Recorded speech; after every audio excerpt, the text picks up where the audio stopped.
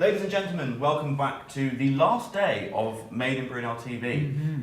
Pav very kindly signed off for us last night, so I'm going to intro us this morning after the, quite frankly, diabolical events that transpired. Yes. Yeah. I hope everybody enjoyed the hot wings, to be honest. I didn't like when it was happening. No. After the fact, I was downstairs watching it in the reception with a few of the guys, and it seems to go down well. Unlike your hot wings. Unlike my hot funnily wings. enough.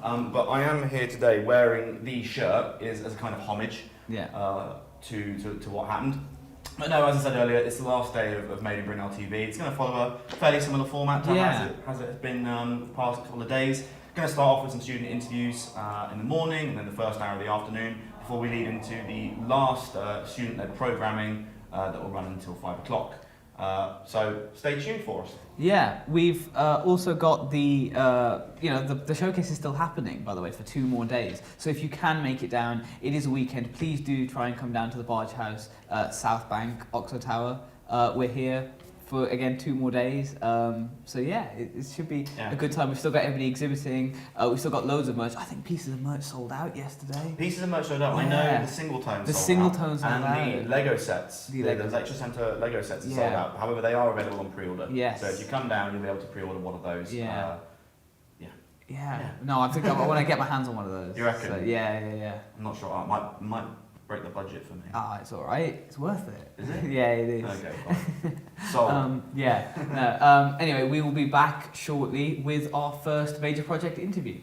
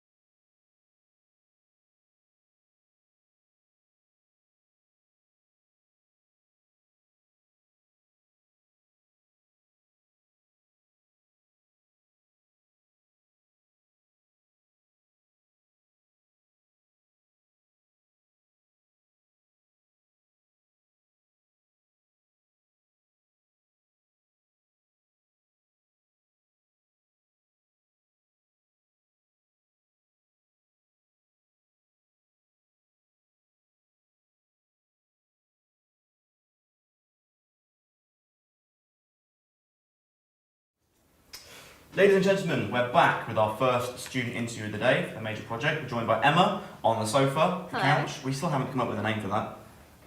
Bench. Bench. Sure. Bench, maiden bench. No, Maiden bench. I'm going to stop now. Emma, how are you? I'm good, thank you. How are you guys? Not too bad. Yeah. We're just about getting through. Yeah. How's the showcase been for you? This is your first full day, isn't it? First full day. I have been at work for the first 2 days, popping by when I can. So I'm very excited to be here the whole day, speak to everyone, actually do the thing. Awesome. Have you got like friends and family coming along, or? Yes, I have quite a few people. I've scheduled them all in. They will have the full tour. Very exciting. I should have done that. That's far more organised than either of us. People rocking up and going, yeah, come on, let's do it. I can't. Anyway, showcase aside, we're here to talk about your major project, Yes. which is the TBC system. Yes. I'm sure Pav will get into the name later. Because Myself? No, you usually like the name. no, don't you? it's your thing. Oh, it's both of us. Both It's of all our right. thing, Yeah. but we have been enjoying the names thus far. But first, tell us a little bit about your major project, just generally speaking. Yep. So the system is a 2-component system, and it's basically creating meaningful utilisation of waste textiles in the fashion garment manufacturing industry. Cool. So, how does it work? Yeah, What's so the it premise? works with waste textiles. The premise is the offcuts from manufacturing the product, so from pattern cutting, excess trim, over purchasing of material, because that's a significant problem in the industry. Utilising that as feedstock for lactobacillus, a bacteria that when it feeds off of the carbohydrates in the material, they produce lactic acid.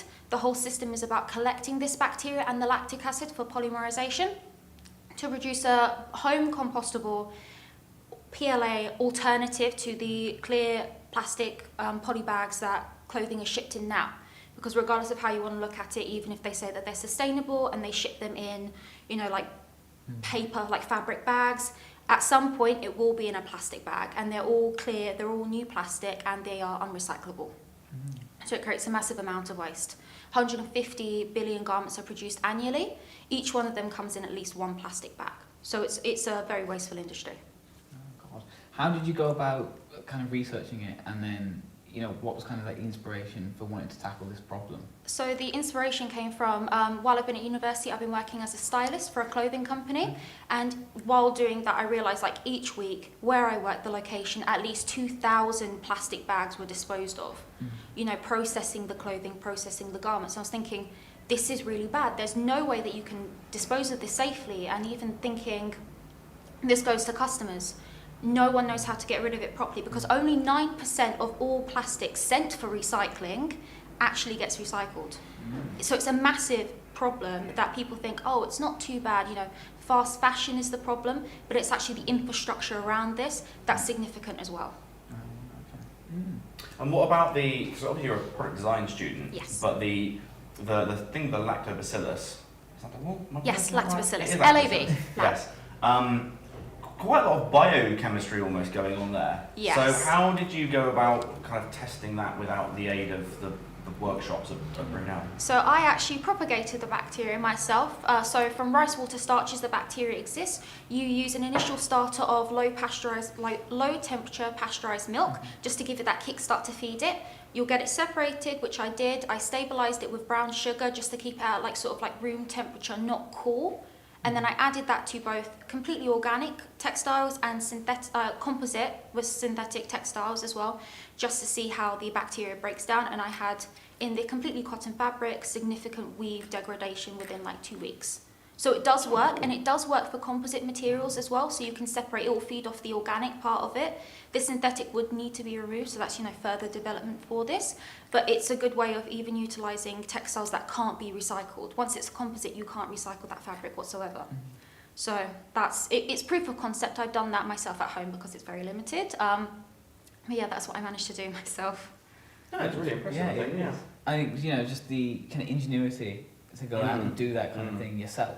Because it's not a particularly easy proof of concept. No, it can go wrong. A lot of the times you can actually kill off the bacteria, because the fermentation process of the rice water, especially with the milk, you have to keep a good eye on it, because you can basically spoil it. You have to keep smelling it. Like, it smells sweet but kind of off. But if it smells bad really quickly, and that's a difference of half a day. especially with where I was doing it in warmer temperatures near the Aga, just to keep sort of like the temperature consistent, which was the main problem for me. I had a couple batches going. The first batch, it spoiled because I was a bit new to this, but actually it's done quite frequently for home composting to sort of like propagate bacteria there. So there's a lot of people that have really cool ways of doing it at home. So cool. This is a this is a commercialized domestic product. So. It's commercialized because the setting of the product would be in points of manufacture for fabric, textiles, just to remove the whole collecting it and transporting it elsewhere. However, you know, talking to people at the showcase, even in the evening, someone was like, oh, what about, you know, like textile recycling? So this could be in domestic settings, like in, say, for instance, charity shops, where you get a lot of textiles that you can't always sell the product for. This is a way of utilizing it for sort of like meaningful outcomes without sending it to landfill or incineration, which is what 97% of all textiles manufactured for clothing, that's the end of life. So at the end of the wear of the garment, over purchasing of fabric that's never used, mismanufactured fabric, and microplastics as well. Microplastic, yeah. And microplastics are a big problem. No, they are. Just talk to me a little bit about your primary consumer though then. Primary consumer for the product would be companies, brands that would like to have a little bit more of a hands-on sustainable manufacturing process, because a lot of them try to do this because, you know, nowadays, especially with the sort of like eco-conscious consumer, they want more sustainable products and they want more sustainable outcomes for the manufacturing. So a lot of them, you know, only use organic textiles. They use low waste printing. So they, you know, each dress looks different because they cut where is best to utilize all the textile versus what looks best in the end. And a lot of people don't realize, you know, like, oh, I have this sustainable organic t-shirt. Actually, you know, the same volume of material is wasted and incinerated. So I think it's sort of like being very comprehensive and encouraging a circular economy in the industry, because that's a really big, impactful way of sort of reducing the environmental impact of clothing, because it's everyone's going to keep manufacturing it. It's not going to go away. So it just needs to be a bit more mindful. That's really cool. I think you'll be interested in this as well, because as resident branding manager, it's my understanding that you did do a little bit of kind of preliminary branding ideation for the PLA bags themselves. Is that right? Yes. Yeah. So it's not on the boards because I was intending it to be sort of like showing people separately, but basically I redesigned the bag to have fewer sizes required for shipping and redesigned the tab as well to reduce the volume of contaminated PLA. Because it is home compostable, it will break down within 3 years at home. A lot of them say like biodegradable poly bags. Now, they're made from virgin materials. It causes a whole like deforestation issue to propagate sort of like what you need to make them. And they take multiple years to break down in industrial environments. So high temperatures, different bacteria, and it's not very widely done. So the whole bag was designed to have a gusseted side to reduce the sizes required to fit the most volume of product, and it's a pull-through tab, so a very small amount of the PLA is actually contaminated with adhesive or tape, so you can just sort of rip that little bit off. It has all the information to encourage the consumer, the end consumer, purchaser of the product, to dispose of it at home or even in their council collection garden waste, so that they know exactly what's happened, where it's come from, how it helps the industry, and it has opportunity for branding of the company. So it's the brand, personal brand TBC, it's a collaboration, it's a licensing of a product with the companies that would like to sort of like participate in this system. Okay. Awesome. Yeah. Cool. I think it's kind of answered the question of the name, to be honest, because it's No, obviously it doesn't. is. Oh, it doesn't. It doesn't. Oh, okay. Someone asked me about this because they Go were on. hoping for like a really interesting thing, and it was terrible. Basically, while I was writing things, I was like, oh, I need a name. I'm writing these paragraphs, I need a name. And I just put TBC, to be continued, I'll sort it out later. And then I thought, slightly poetic, circular economy, to be continued, so it stuck. Yeah. It's not, like, it's actually an okay name, because you need something snappy, but It's it good wasn't, name. it wasn't. The reasoning behind it's pretty good as It's well. quite, yeah. The to be continued is it's almost quite punny, but It's yeah. good. It's punny, we love a punny name. We love punny. It's either Punny's that or finding something in another language that basically iterates, or indeed. You find the word recycling Greek or something, just use that. Do you know it off the top No, of your I don't know head? off the top of my head, but no, I don't know. Well, TBC, hang it I'm like just an idiot, saying. don't you? I do, yeah. I'll tell you what we do know. We do know the Greek god of the wind in, in ancient Greek. Olus. Olus. Yeah, there we go. Olus. Yeah. Do you reckon? Sorry, what was it? Tactus. Do you reckon Tactus is like the Greek god of touching? Yeah. Oh, Anyway, tangents aside, yeah. I think that just about wraps us up for your interview. Yeah, thank you very much, Emma, for coming on. Thank you so much for and having sharing me. your project. We appreciate it. We will be back in a second with another student project.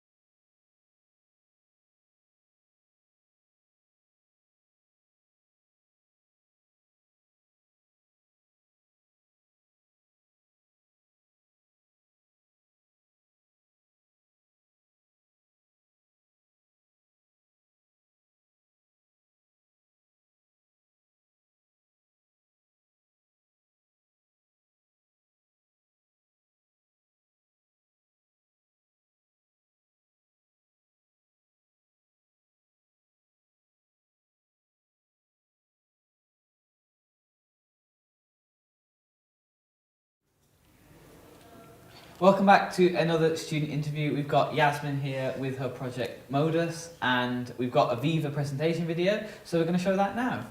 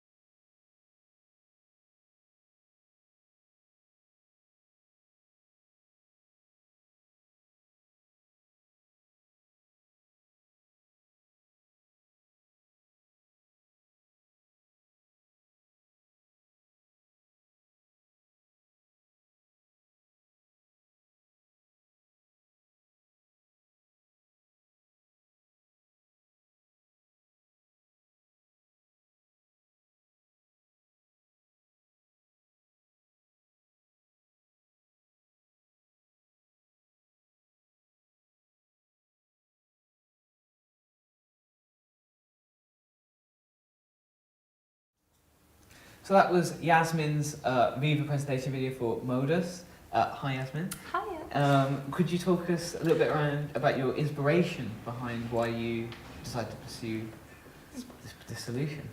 So basically, I started out with quite a different brief, but I worked in collaboration with a school in central London, so it was ICS International School Paddington, and I was working with the students there to try and improve their sixth form study centre. So they had like a small room. It was there was two rooms actually, but they were divided, and it was obviously in London there's limited space, so they were kind of in the basement area, so it was quite dark and dingy, and I worked with them to try and improve like their learning environment, to help induce like a good space to like help focus and like good cognitive abilities through different design interventions, I guess. So like during the whole process, co-creation activities to like get that. So yeah. Okay, Quite cool. So, and what kind of like materials is your product made out of? So the base of the light is made out of a cork because it has quite good acoustic absorbing properties. It's also quite aesthetic and really like tangible, like you really want to like touch it, which is quite a nice vibe, especially for the children. And then in the model that I've made, I've just used acrylic, but that would probably be replaced with something like PLA or something a bit more sustainable, hopefully if it was to get like actually manufactured.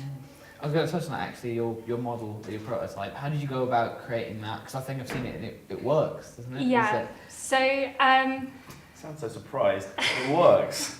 well, I mean, mine doesn't. So you know, a lot of them are just aesthetic models. So we've got a working model here. It's very rare at the moment. just about working. Yeah, so I managed to get into workshops after hours, just for cutting down a few things on the bandsaw, and then a lot of things I did at home, just in my room or like outside.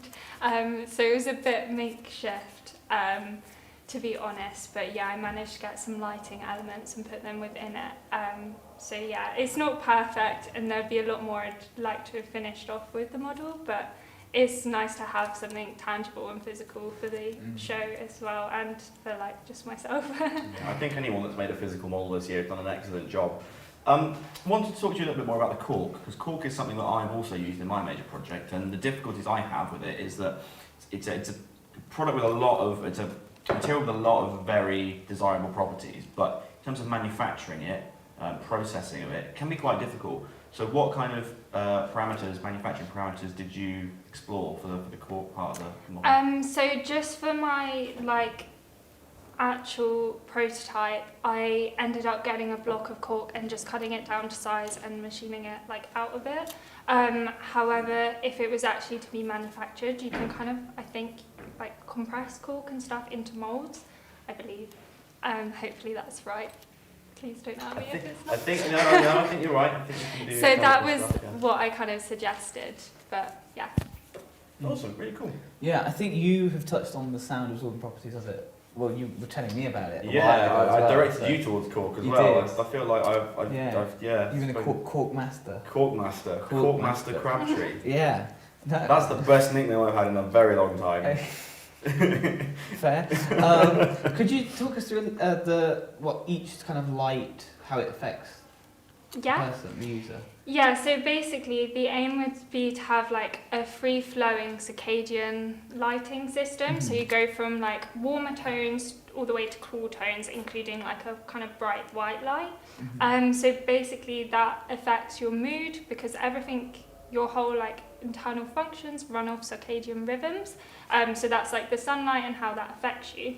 And it's about mimicking that within a working environment to optimize the lighting for your specific needs. So if you were doing, I don't know, you were studying, you'd want quite a bright light, and that can help you retain focus and stay motivated to do your work. However, if you were just chilling with your friends, wanted to read a book or something, maybe you'd want a bit of a warmer light, and it warms up the room a bit and just makes it a bit more of a chill vibe. And then the kind of brighter blue light, that can help with inducing energy and make you feel a bit more energetic. So it's really good for the mornings. Yeah. So yeah. And we saw in your Viva video that you have an app that goes with it. Yeah. How did you go about creating that and integrating it with the product itself? So I used Adobe XD to create the app. I think pretty generically there. But the aim was to have a few preset settings. So there was 6 settings, which the students or whoever was using it could automatically click to, but then they can also adjust it and a reel to whatever they want to make it a bit easier, especially because it's designed to have quite a few modules so that you can move them around and interact with the light. So then you can set them all up to change the right colour instead of having to go round one by one and change it. Really cool. Excellent project. Really enjoyable. Yeah. No, thank you very much, Jasmine, for coming on. Amazing. We appreciate you sharing your major project with us. We will be back shortly with another project.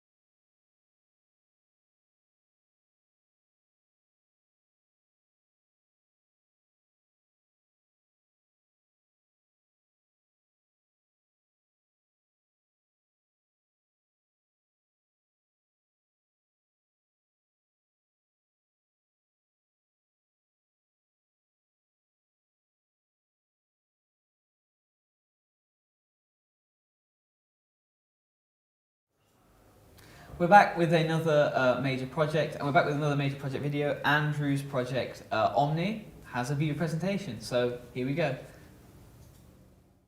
This presentation will provide an overview of the design of a modular everyday carry multi-tool, as well as a demonstration of a 3D printed prototype. My brief for this product was to provide users with an everyday carry modular multi-tool that enables them to configure a personal tool set to tackle the wide range of potential scenarios that they may face in the modern world. Both primary and secondary research into this subject has given me some key insights that have helped inform the design process. In a survey conducted, 59% of respondents said that the potential legal implications of carrying a tool with a knife blade would put them off carrying a multi-tool. As most modern multi-tools don't give the option to remove components, the user must face a choice: carry a knife with them or leave their device at home. Extensive market research revealed that many of the tools contained on typical multi-tools are outdated and not suited to the day-to-day needs of the modern users. Items like saws, lever awls and corkscrews are relatively niche components, yet feature on so many products, taking up space and weight. Other issues my survey has identified with modern multi-tools are the weight and bulk of carrying them, the inclusion of tools that aren't useful, and the difficulty of using them. The majority of the problems identified can all be solved through developing a modular tool. This would allow users to only carry what is useful to them on a given day, and provide the option to leave behind tools such as knives which aren't suitable for every environment.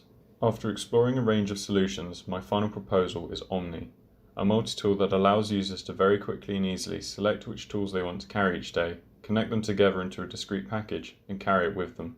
Each Omni tool is designed to slide into a lightweight, milled and anodized aluminium frame, and is held in place by strong neodymium magnets. Each frame houses an injection molded nylon snap fit that works as a twist lock. The user can then click the frames together at 180 degrees to each other, and then rotate them to line up, locking them together. The primary target market for Omni are those in the millennial generation, and so primary research was conducted in the form of surveys sent to this demographic, who ranked and scored a range of potential tools based on their usefulness to them. The results of this helped to influence the range of tools that can be seen here. From left to right, the tools are a folding comb with both fine and wide teeth, a pair of scissors, a folding pocket knife, a squeezable liquid dispenser, a pen, a charging cable, and a key holder. The use of these tools and how they fit into the Omni system will now be demonstrated. In this instance, 3 tools have been chosen: a comb, a pen, and a folding pocket knife. The tools are held at 180 degrees to each other and are clicked together using the snap fit. The tools can then be rotated to align with each other, locking them in place.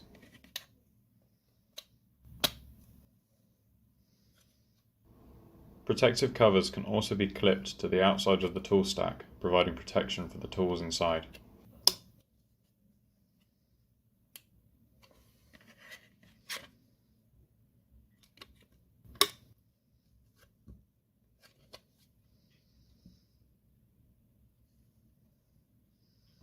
Neodymium magnets in the corner of each frame help the tools to satisfyingly align. The twist lock mechanism means that the tools can only be separated when at 180 degrees to each other. At this point, the tools are only held together by the friction snap fit. When the user needs to use a tool, they can simply fan out the device in their hand and remove the tool they need. Items like pocket knives can be removed from their frames and used independently from the main tool stack. Some items like the pen and comb are extendable. Here the pen is removed from its frame and the lid is placed onto the back, extending its length. The pen can now be used as a full-sized writing implement. Other tools such as the scissors utilize the tool frames as handles to make their usage easier. Omni's modularity brings with it a host of potential future developments. The proprietary locking mechanism means that any product designed with the same connection would be able to attach to Omni, opening up the possibility of collaborations with other consumer product manufacturers. Not only can new tools be designed to connect to Omni, but new accessories too. For example, a clip that can attach Omni to a user's belt, or a key fob that allows connection to a keyring or bag. Omni's modularity also means it is a perfect product to foster a repeat customer base, with users buying new tools to add to their range or receiving them as gifts. The standardized design of the tool frames means that there could be an option for new tools to be purchased individually to swap in and out without the need to buy a new frame as well. This would offer a more affordable way for customers to expand their choice of tools to carry each day. Thank you for listening to my presentation. So that was Andrew's project, Omni. Hi Andrew, welcome. How are we doing? I'm good, thanks. How are you? Not so bad, not so bad. So I'm just going to come straight from your Viva. You touch upon like your specific material choice that you use for your project. Can you talk us a little bit more through your decisions as to why you made them? Yeah. So obviously one of the prime sort of competitors for my product would be sort of the classic Victorian Oxford Swiss Army knife, which are known for the sort of iconic red plastic handles. But I wanted to go with something a little bit more premium than that, so the obvious choice was to go with something metal. Then it was sort of a trade-off between steel or aluminium. So I did a bit of stress testing to figure out whether I could. I wanted to do aluminium ideally, because it's lightweight and you can anodize it. But yeah, so I did some stress tests between that and steel just to figure out whether, because some of the components are quite thin, so I was unsure whether aluminium would be able to sort of put up with the stresses and the strains. But yeah, from stress testing, found out that the sort of benefits I was gaining from it being lightweight sort of outweighed the potential risks of it deforming. Then for the snap fit, how it connects together, I went with sort of injection molded nylon. Nylon self-lubricating, which sort of lends itself nicely to the sort of rotation, keeps it nice and smooth. Helps it all click together.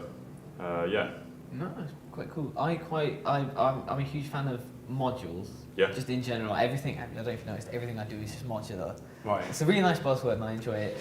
Yours is modular as well. Yep. And you have different modules. How many did you design? How many did you prototype? Is there a limit on the amount that can be produced and attached? And do you have any plans to make more? Yeah. So designed 7 overall. I think I had a whole range of different ones in my head that I wanted to do. Everyone I speak to has got a different idea of something that could fit into it, and that's been something really exciting about this project. But yeah, narrowed it down to sort of like a top 10 or so through user testing and speaking to people, surveys, finding out what was going to be most popular. So yeah, went with 7 in the end, all designed, all prototyped. The nice thing about it is essentially it all slides into a slot. And that slot's the same size for each tool pretty much. And so basically, whatever tool I'm designing, it just has to fit into a rectangle basically. So those are my constraints, and within that I've got a fair amount of freedom. So it really opens up quite a wide range of possibilities. Yeah, in terms of planning to do more tools, definitely. I'd love to expand the range as much as possible. Talking to my supervisor, we were saying how we've got to be realistic in terms of you can't just design 50, because if you're looking in the real world in terms of stocking stuff and producing stuff, you've got to be realistic. So narrowing it down to about 7 was sort of the sweet spot we found. Yeah. I've got to ask, what would be in your Omni multi-tool? Oh, good question. Good question. What would your modules be? To be honest, the ones that I've used for most of the heroes, I've gone with pocket knife, I think it's a pair of scissors and a pen. I've gone with that because that's pretty much, I think, what I'd carry with me. Depending on what I'm doing, I mean, working around Brunel, doing design stuff, working in workshops, I think those are useful items that I would have with me, and that's been part of the inspiration of this. But that's the beauty of the modularity, is that you don't. One of the problems that we found with existing products like Swiss Army knives, they've all got a blade attached, and that was one of the biggest things that puts people off carrying one, is that you don't always want to have a knife with you. So with the modularity, obviously you can remove that very quickly, leave it at home, and only carry it when it's suitable, which is a really big deal. So for me, if I'm around working workshops, maybe at home, then that'll probably be the ones I go with. Then again, if you're heading out, you could simply pop off some of the tools that maybe not appropriate to carry around town. If you're going on a night out, you might clip a comb on or something like that. Comb and a bottle opener. Bottle opener, yeah. There's a small dispenser, so you could fill it up with whatever you want to. Unnamed liquid. Hot sauce for your kebab afterwards. Hot sauce. Yeah. No. Beard oil. That's a better one. I was going to say, that'd be yours, That's a better one. I like the beard oil one. Yeah, that's a cool one.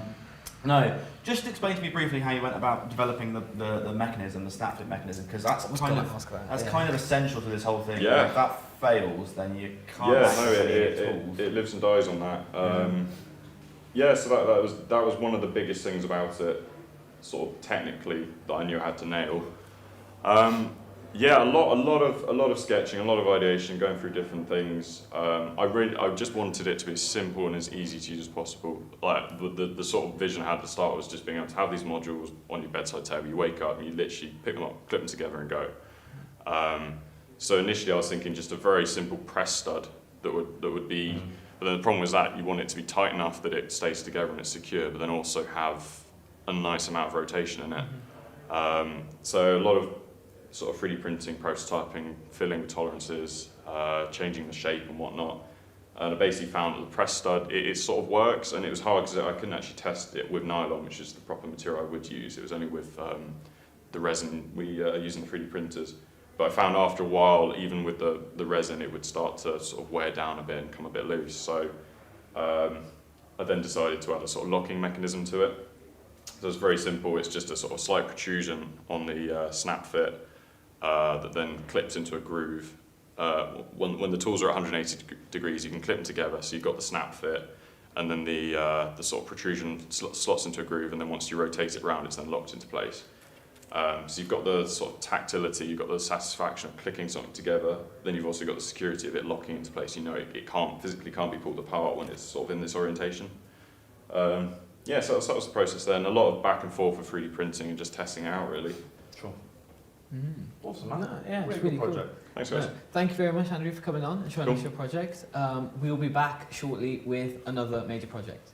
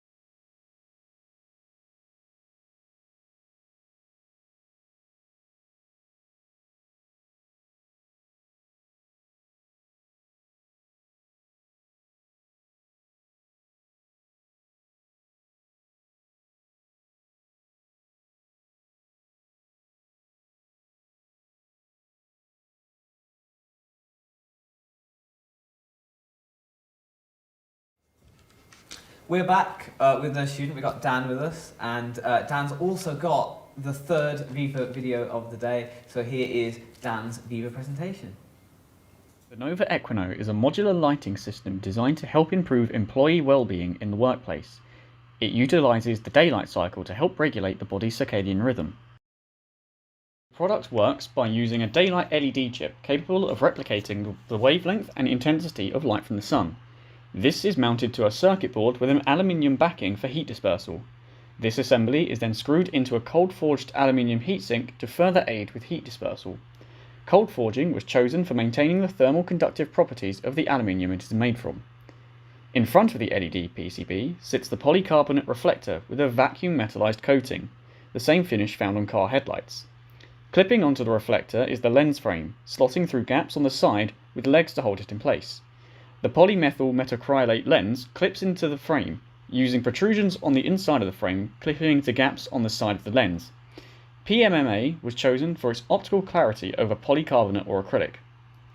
The whole assembly then fits into the PLA internal case, using supporting ribs and pre-cut slots to hold them securely. The slots are mirrored in the top and bottom parts, ensuring a tight fit. The two halves friction fit together using slots and spines. The aluminium outer case then fits around the internal case and fits together in the same way.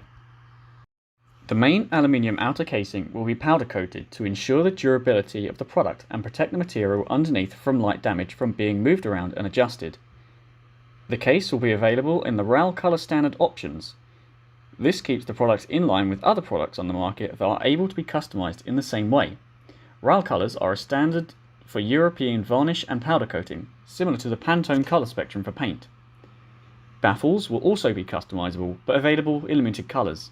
This is to help keep glare from the product to a minimum. Certain colours and finishes can increase and amplify eye discomfort, such as shiny white, shiny black and silver. Alternative materials for the baffle will also be available, dependent on the client's budget and suitability to the application. The most expensive part of the luminaire would be the track connector and driver. This is a stock part manufactured by a separate company and will be bought in bulk to help reduce costs and keep the cost to the consumer low. The driver is estimated to cost between £15 to £20 per unit. Including all of the other materials and components, the total end price is estimated to be in the region of £40 to £60 per unit. When compared to other products on the market, it is placed in a very competitive region, exactly where it was planned to be. When compared to similar products, such as the Floss Zero Track Spotlight, retailing upwards of £60 per unit, it is more affordable to more businesses. Being in this price range makes it a cost-effective and competitive solution to the problem. There are several key touchpoints on the product that a user can interact with. The first main touchpoint is the channel along the side of the luminaire. This channel is an indication for a user of where to put their fingers in order to adjust the angle of the light. Originally, this slot was only incorporated into the end of the product. Through form development, the decision was made to extend this to the length of the product and make it a design detail. The idea is to show the user where to adjust the luminaire from, as grabbing the body of the luminaire may result in injuries or burns from the heat. The second key touchpoint is the bracket and the rotation of the luminaire.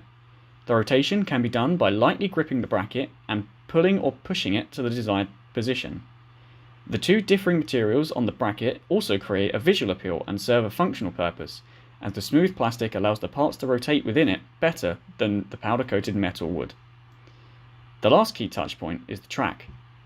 Once placed in the track, the luminaire can be adjusted with a single finger, allow it to be positioned to where the user needs it to be. To remove the luminaire from the track, it can simply be pulled out and put back in another point on the track. The Nova Equino is a new modular lighting solution to well-being in the workplace. So that was Dan's project video for the Nova Equino. We got Dan with us now. Hi Dan, how you doing? Hello, I'm doing good, thanks. Yourself? I'm doing all right.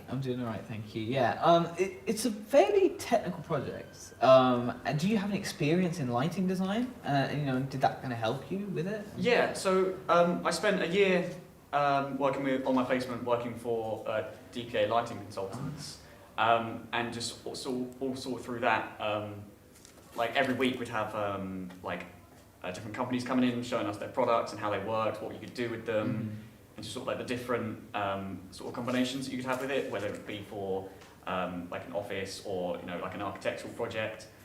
So just sort of seeing how those products worked, what you could do with them, all the different features you could have. They really sort of formed a basis for this project, and sort of like the base sort of technical understanding for it, and really sort of how the different applications for lighting, not just making your room bright or whatever. It's just sort of how it can actually be used for a proper purpose. And so, speaking on that purpose, how does lighting affect a user's working experience? So the main basis of the project was that different coloured lights can affect the human body clock and all the processes associated with that. So sort of going on the shortwave blue light produces like an overly stimulant melatonin response in the body, which causes it to you feel alert, which is why when you're using computers and things, it's not, you need to break every so often so that you should not be overly stimulated by a blue layer. And then in the main project, by using what's called like a daylight chip, it's been modified so that it removes the spike caused by artificial blue light and brings it more in line with sunlight, which creates a more natural light. Which helps then maintain the body's natural body clock, and just sort of keeps, so instead of like this constant light all day, it actually changes colour slightly throughout the day and just creates a better working environment for that. Oh, okay. That's really interesting. Yeah, so that's a dynamic approach to doing this. Your project, Nova Equino, is centred around the workspace specifically, communal workspaces, office space, this kind of thing. Why did you choose that environment specifically? So through research, I found that seasonal affective disorder was a thing, and it was really affecting people in like indoor work environments because they're not getting that stimulation from natural daylight, where you need like a minimum of 30 minutes a day to maintain your body clock. And this was a big thing through, even like working on placement, I noticed like, people in the office, they're sleepy, tired, unmotivated and whatever. And then sort of, through working from home, obviously over the pandemic and things, it was just, things became sort of more prevalent, especially, again, then starting in September where we couldn't obviously go to workshops or lectures. We basically spent the whole time in the room and things. So that sort of led me to sort of piece 2 and 2 together with the lighting technology and, so I had like a solution and now I had a problem. It was sort of bringing those 2 things together to create obviously the solution to that problem. Awesome. It's a really cool approach. Really interesting project. Yeah. For sure. It is. Now, thank you very much, Dan, for joining us That's on all right. Mib TV. We appreciate you showing off your major project. We'll be back shortly with another student major project.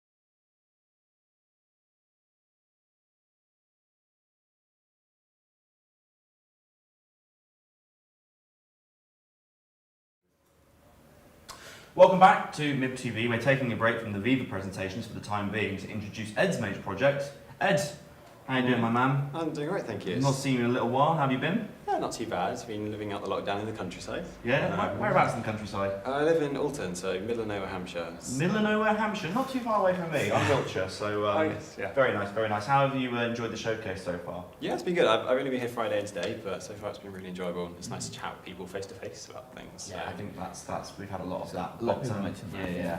So, what about your major project? What have you been up to this year? Okay, so this project was inspired after watching an online TV show, and it was a particular user case scenario where they were called out to save someone who'd been trapped by an incoming tide, and they were pinned to rocks, and it ended up being a very time-critical incident to get them off. And then it actually happened on that same tide, several other people were caught out as well. And so that was kind of the starting point, looking actually, is there a way we can possibly prevent people being caught out by the tide? And so I then went forth from that into the research, and I ended up trying to kind of create a way of communicating the tides to a user that was unmissable, something that you couldn't ignore while you're walking. Because we initially like, do you do an app that go on your watch or your phone, and how would that alert you? But actually being by the sea is quite loud, you've got the sea coming, you've got the seagulls, you've got noise, and there's very easy ways to miss notifications, even if it's sounds, vibrations. And so that's why we decided to actually, this is going to be a new device. It's not just going to be an application. The final form we actually arrived at is this bit here, and unfortunately this board doesn't show amazingly, but it actually mounts onto a backpack mount. So you put a plate underneath one strap, then a plate on top. You lock the two together, then the device is mounted into this. So actually while you're walking, it's protruding from the backpack in front of you.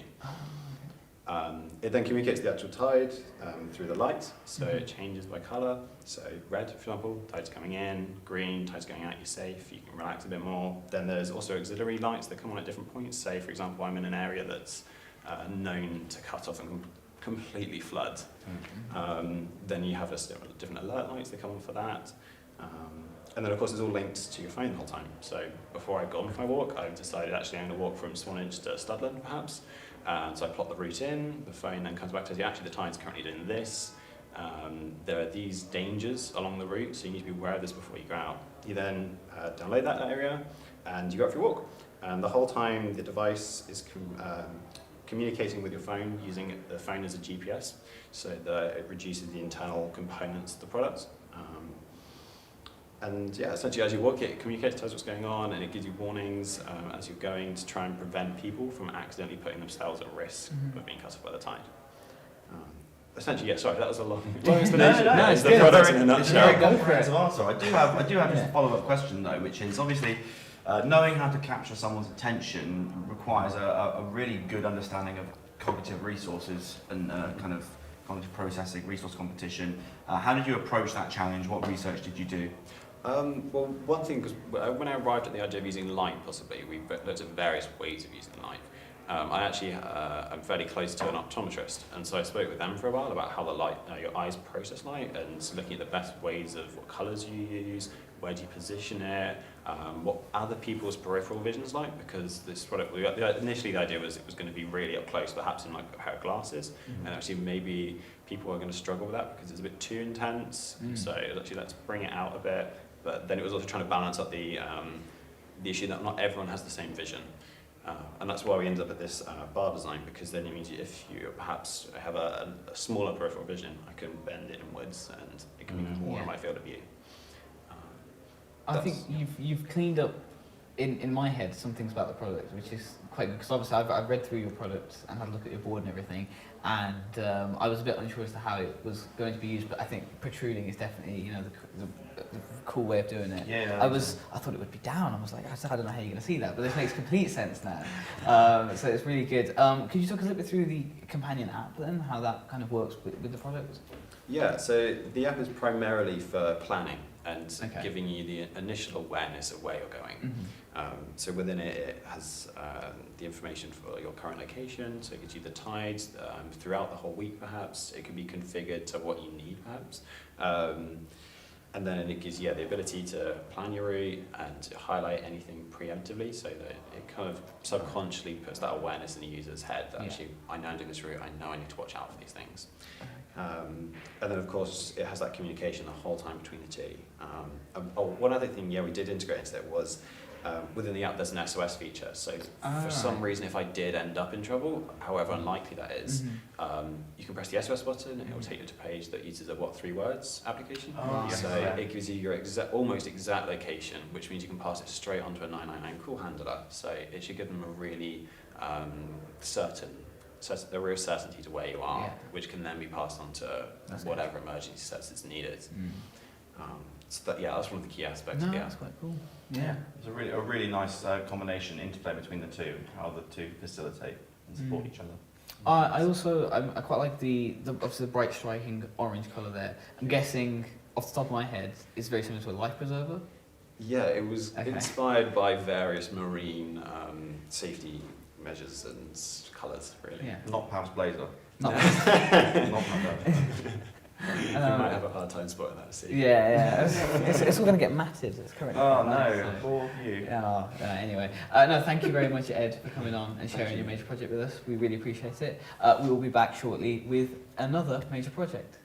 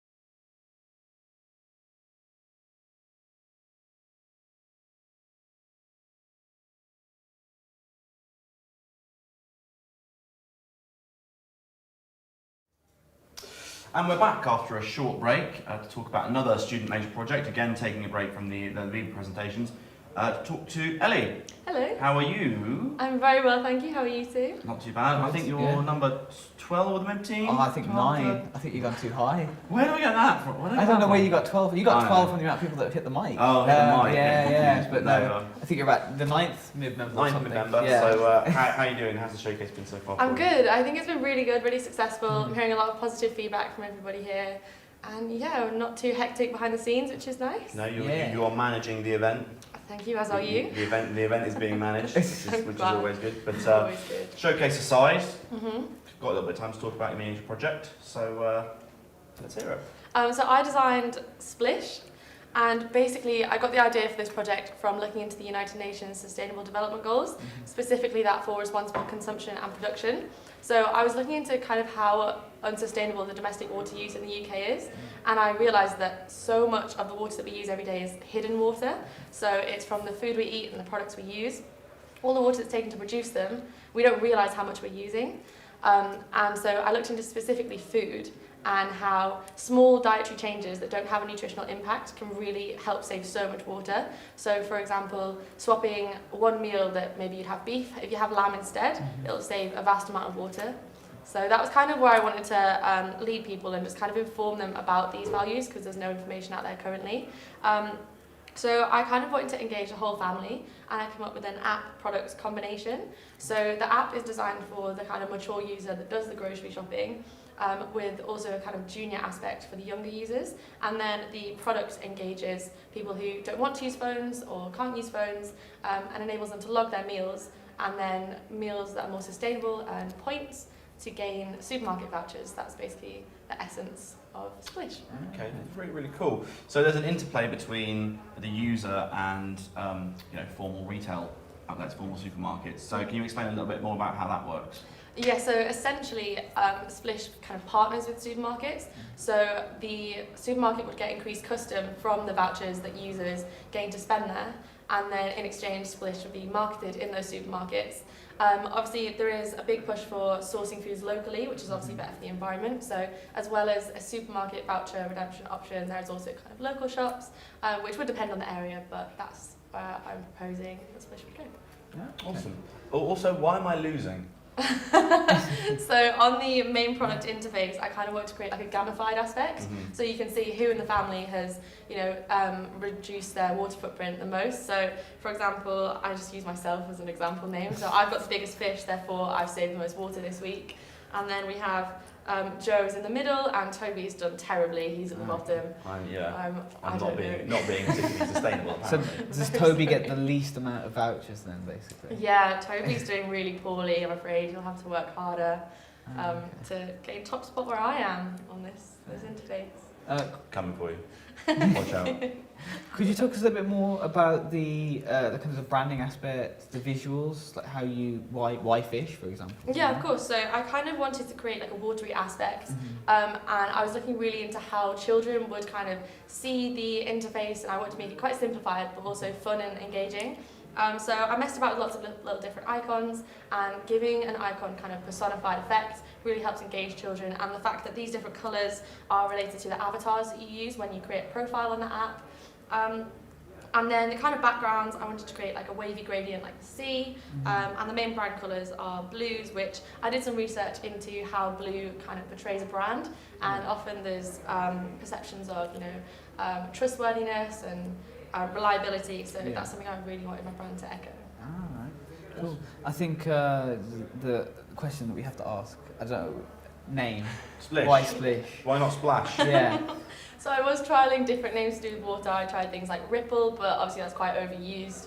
And I wanted something really fun, a bit different, quite memorable. Okay. So I thought about Splash, I thought about Splosh, but I settled on Splish. Yeah. It got quite a good reception from everyone that I asked about it. And I do think it's quite fun, it's kind of playful, and it's quite memorable. So. Yeah, that is an onomatopoeia, isn't it? Yes, it is. Yeah. We've had a couple of those now. I think it's quite good because it's quite short. It rolls off the tongue really easily. Splish, Splish. Yeah, Splish. So yeah. Splish. Yeah, Splish.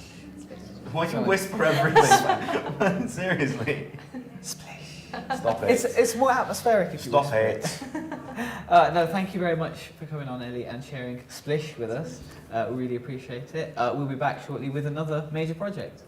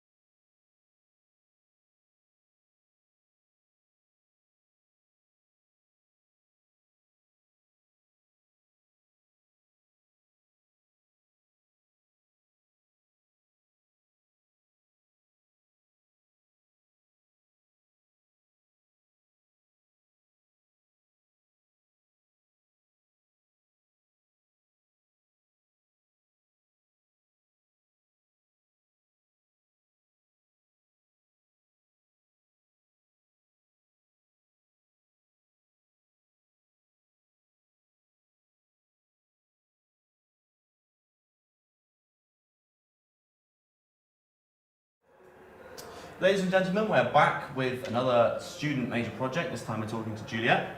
Juliet, how you doing? I'm good, thanks. How are you? I'm not too bad. How's the showcase been for you? Warm. Warm. What are we on now for that then? That's got to be That's 8 or 9. that's like that's 9 as well. We've got like that's 3 9. bingos going. Yeah, we do. It's really, really challenging. Yeah, 9 people. And a little bit cooler today though. It's a little bit more, Yeah, a little bit not more too bad. temperate. Yeah. Finding it pretty chill. Nice little calm zone. Anyway, Yeah. enough about the weather.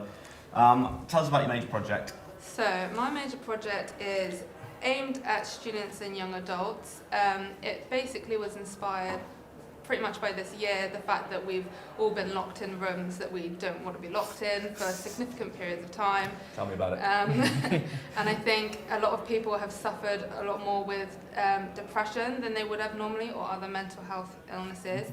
And I definitely felt it, and I know a lot of people in my life have suffered with it as well. So I wanted to design a product that is better than what is already out there, in the way that it is adaptable and adjustable completely to you, your routine and your moods. So it uses colour psychology to help like stabilize moods. If you've got mood fluctuations throughout the day, it will input like a color that will help to stabilize your mood basically. And yeah. Could you talk us through some of these psychological the colors? Yeah. So I don't know if you've come across color psychology before, but basically the idea is that if you're exposed to different wavelengths of light, it will react with your mind in different ways. So for example, green is quite a calming color, and it helps to improve your productivity. And the color blue helps to de-stress. Red is obviously like passion, energy. Yellow is quite mellow. Good rhyme. So yeah, it basically uses the positive colours to help kind of counteract if you're feeling negative moods, or if you feel like you want to be productive but you're just like meh, you can put on a green colour and it'll help you feel a bit better. So yeah, that's that. Awesome. So we've got an app-assisted project here. Yes. What is the interplay between the app and the physical product? So you control the product primarily through the app. Sure. The only physical interaction that you can control through the product is on and off, which you can also do on the app, but that's just overrides the system. If you're like going out, you can just turn it off and then walk out. But otherwise you program in like your active hours on the app, your moods on the app. You can change your routine on the app, you can track your moods, you can track your locations if you want to move it around the house. And also one extension of it is that you can have one at home, you can have one at work, and through the app you can connect from one to the other, and it will just move your routine onto the other light. So yeah. That's pretty cool. Super adaptable. Yeah. How did you go about kind of producing the app and kind of linking the two together? Did you start with one or the other, or was So I started with the physical product. I know I wanted it to be a globe. I know I wanted it to be interactive. So it's wireless. So there's a wireless charging between the two, and there's a battery inside the globe, so that you can pick up the globe and move it around the house. You can sit with it. You can cuddle it if you fancy that, I don't know. So I started off with that, and obviously the globe inspiration comes from the sun. I didn't want to take it too far away from that, because that is the main inspiration.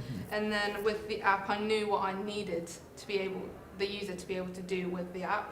And then I took inspiration from other like weather apps that are quite immersive, and they use like the weather background, and it's just quite a nice UI design. So I used that inspiration to create the different functions of the app, basically. I'm guessing the look of it, looking like the sun, leads into the name being solarly. Yeah, so the name Solarly. Solarly.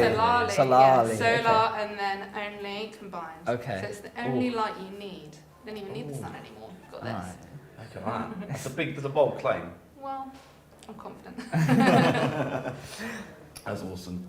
No, you obviously need to kind of test and play around with different kind of lightings. So how did you go about doing that? So obviously we were quite limited by what we could do physically this year, so it was a lot of research. There's a lot of the research that has been done on lighting. One interesting one that I came across was actually the position of light. So if you've got a light coming from above, it's more like intimidating. You might feel a bit more stressed. If you've got one coming from below, then it's kind of calmer and you feel more at ease. So that's why it's a table lamp. So it's just like a nice, like emissive light in the corner of your room instead of something blaring in your face. Yeah. Well, that's like these stressing. People come in and like, that's really interesting, actually. I've never even considered that. No, I didn't think about heights before. No. That's quite cool. So that's why, like in office spaces, you have lights from above, because it makes you just kind of focus on what you're doing. But a lot of people get headaches from that. I know when I'm in a place with bright white lights coming from above, I get headaches if I'm there for too long. Okay. So that's why office lighting needs to change. Awesome. Well, I think Dan Fredericks might be able to help you with help you out with that. that issue. The two of you combined, you're going to have some very calm people, regardless of where they are. But no, it's a really interesting project, a really nice holistic approach to the issue of SAD. Yeah, we should probably let you go before these lights give you a headache as well. So no, thank you very much for joining us and sharing your major project. We'll be back shortly with another major project.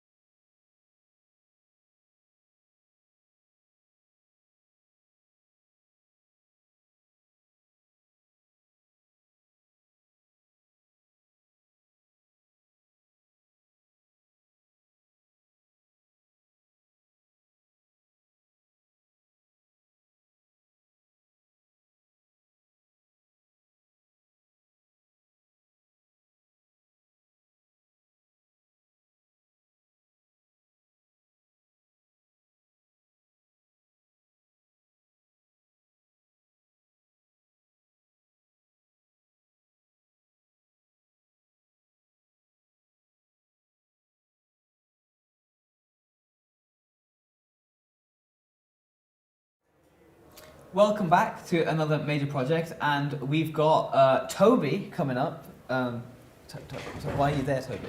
1 second. Just let me. Sorry. Yeah, cool. Hang on. Yeah, fine. Mind the mic. Oh, I'm not going to be a statistic. There you go. Look at that. Oh, this is terrifying.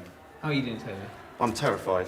How did you get here today? You all right? Okay, well, it was a stressful journey. Okay. Yeah, I had a lot of navigational issues, but I'm here, I'm in one piece, I'm ready to talk about my major project. That's good. It's lovely to see you, Pam, as well. No, thank you very much. Thank you.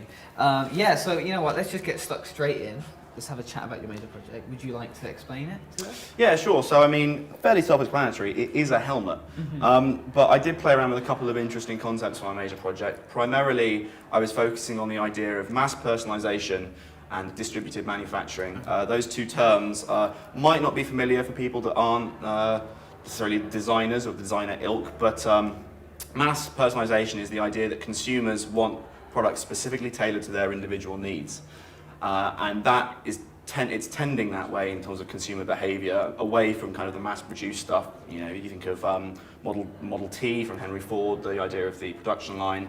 And distributed manufacture is again tending away from models like the production line towards a very localized areas of activity of manufacturing, and that is all being facilitated by huge advancements in cloud computing and stuff like the blockchain, which has become very trendy recently with NFTs and all this kind of stuff and Bitcoin. But my project is kind of centered around those two concepts, and it's heavily based in additive manufacture, because one of the easiest ways to ensure your product is kind of tailored to your individual needs, whether or not it's aesthetic tastes or form, whatever it might be, is with the use of additive manufacture. And again, we've already interviewed B and Moritz, and they've spoken about kind of changing certain parameters to fit certain needs, and that's something I've explored in this project as well. I think you guys had similar briefs, didn't you? Or So it stems from a single collaborative project, the brief of which was very broad, and it was kind of left up to us to define the direction we wanted to go in. For me, I chose to focus on the apparel sector, and that was the context for exploring both AM, DM, and MP. And in the case of the helmet, it's been explored kind of in shoes and coats and that kind of stuff. Companies like Nike and Adidas have kind of explored this, but they haven't really stemmed much past the aesthetics of a product. So yeah, you can change the color, you can change the change the styling, but with something like a helmet, the form is so critical to the function. The two are so heavily interlinked, and it's the same when you're designing for additive manufacture. You need to think about the best way to optimize your topology, the best way to orientate the part to ensure the best mechanical properties. I'm going to go back one step really quickly. Take us back, rewind. You said you decided to focus on apparel. Why did you, what was the inspiration for specifically going for a helmet, for example? Yeah, I think it comes back to the idea that the function tying to the form hasn't really been explored in this context before. So again, you could change the color if you wanted on this one, and you can maybe make it kind of more to your taste, but you can do the same thing with stickers. For me, this was more about ensuring that the helmet was ultimately fitted directly for the consumer, and it fit them in the best way possible to ensure the best protection possible. This specific helmet, which the project I've called APTA, do not ask me why. I will in a bit. So okay, don't worry. Understandable. It's centered for skateboarders. I was doing a little bit of research for the context of my project, and I discovered some interesting statistics about head and neck injuries, specifically with regard to something like snowboarding. They have similar rates of concussion, both sports, but the rate of kind of serious, almost fatal head injuries is 54 times higher for skateboarders than it is in snowboards. And I thought that was an area that I could kind of explore and address maybe. All right, no, fair. You've obviously touched on distributed manufacture and additive manufacture, and obviously with those requires certain material choices and decisions to be made. Yes. Could you talk us through the materials and kind of why you chose them for? Yeah, materials and processes, sure. So this project was heavily based in fused deposition modeling or fused filament something. What's the other F stand for? I don't know. That's a great question. Doesn't I matter. don't know the answer. B, if you're watching, I've stung myself with the same question I stung you with, and it's all my fault. But yeah, fused deposition modelling is the most accessible form of 3D printing, and it's been used in shop fronts and shop stores to facilitate this idea of mass personalisation. However, it's very restrictive in terms of the geometry you can make with it and the materials you can make with it. So a lot of work went into choosing the right materials for the process. Mm-hmm. So you have an auxetic liner, which is the red that you can see here, which is made out of a TPU thermoplastic elastomer, which ensures a flexible fit in the liner. And then I played a lot with cork polymer composites, CPCs, which are a really interesting branch of material science. They've not been fully explored in a product context yet. Mm-hmm. You see them quite a lot in more industrial applications, sort of sound and noise insulation. But when I did some further research on those and some testings on them, I kind of discovered that it was a viable alternative to expanded polystyrene liners that you find in more generic helmets, mainly because it's better at absorbing multiple impacts. Mm-hmm. The integrity of the material it maintains itself for longer, and I thought that was really interesting. Oh, okay. No, it's really interesting. Yeah, definitely. I'm going to circle back to the question you don't want me to ask. Circle back. Is the name of your products. The name of the product. Well, we've already explored Greek. I thought I'd go for another classical language. So, no, not Welsh. That's not. No one goes to Oxford to study Welsh and Greek, Pav. It's come on now. Latin. So it stems from the Latin apta, which is play on kind of adaptable and fitted. Okay. And that's kind of what the product aims to do. I think that's perfect because it just goes straight into nice the kind of core of what your project nice is. And catchy too. Yeah. Apta. No. Do you want to whisper that into camera? Can we whisper it together? Sure. You ready? Into the primary camera? 3, 2, 1. Apta. There we go. That's good. I'm happy with that. Cool. Yeah. No, thank you very much, Toby, for coming on. Not a problem. This has been really strange. Yeah. No, I bet. We'll be back shortly with another major project.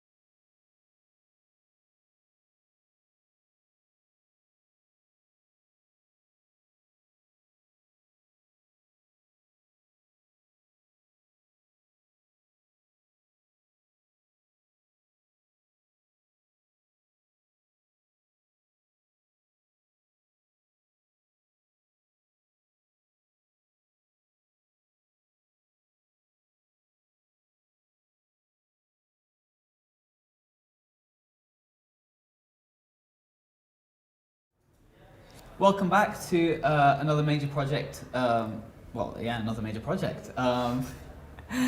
We've got another Viva video coming up. It is the 4th Viva video, and it is for Paramvir's project Dampen. So that's going to play right now.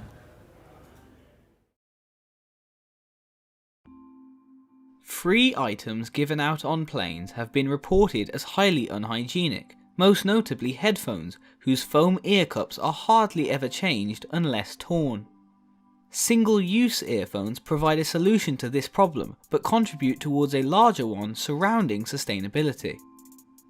Confined spaces can be the perfect breeding ground for bacteria and other microorganisms, so both passengers and airlines must take safety precautions and follow hygiene guidelines. Airline-supplied headphones typically arrive in sealed plastic bags, giving users the impression that they are brand new.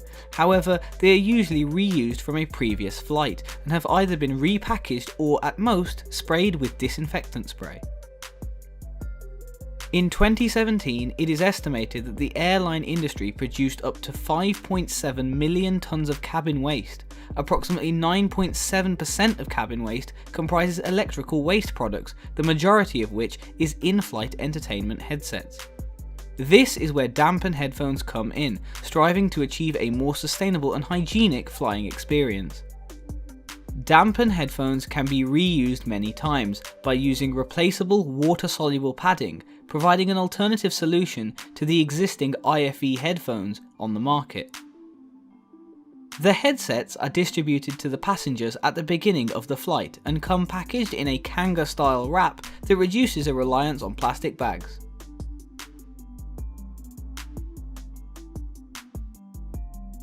Dampen headphones feature an over-ear design and large audio drivers, providing passengers with better sound and comfort than existing IFE headsets.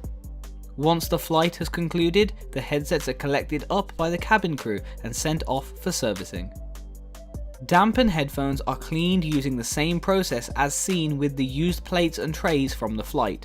Once the headphones are brought off the plane, they are run through a dishwasher-like system. Soap and hot water dissolve the foam padding off the plastic base, followed by UV light treatment to ensure the headphones are sterile.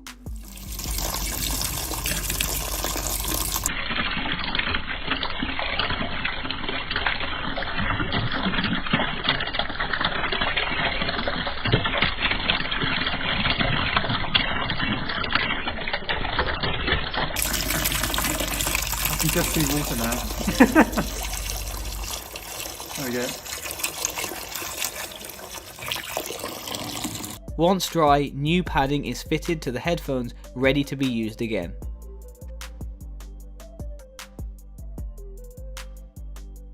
The headphones' modular design allows individual parts to be replaced or repaired instead of disposed of, which in turn further reduces the amount of waste produced by the airline industry.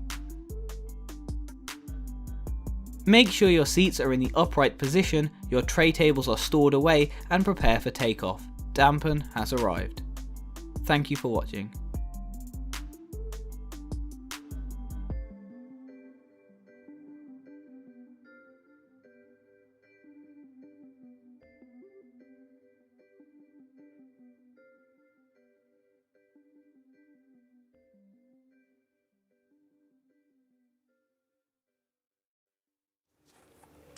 And we're back after watching Pav's Viva presentation. Pav, awesome video. Tell me how you completed the testing to see how dirty these aeroplane headphones were. Yeah, so what I did was I decided to just call up my friends who are medical students and thought, what's best for this? And they said, you should do a petri dish test because you can do it in your own room. You don't need to go to a lab or anything. So I ordered a bunch of petri dishes online, and then I ordered a bunch of aeroplane headphones from eBay because I couldn't get on a plane to get them because of COVID. And I just sat there swabbing them for a while and put them on a petri dish. And I basically left them for about 2 weeks to just grow just different kinds of bacteria. And I got to tell you, there were some really disgusting results. I think the worst ones were my own personal headphones, because obviously they'd been in my ears properly. But it was actually quite shocking because the headphones themselves came in packaging, and you would assume that they are clean based on the packaging.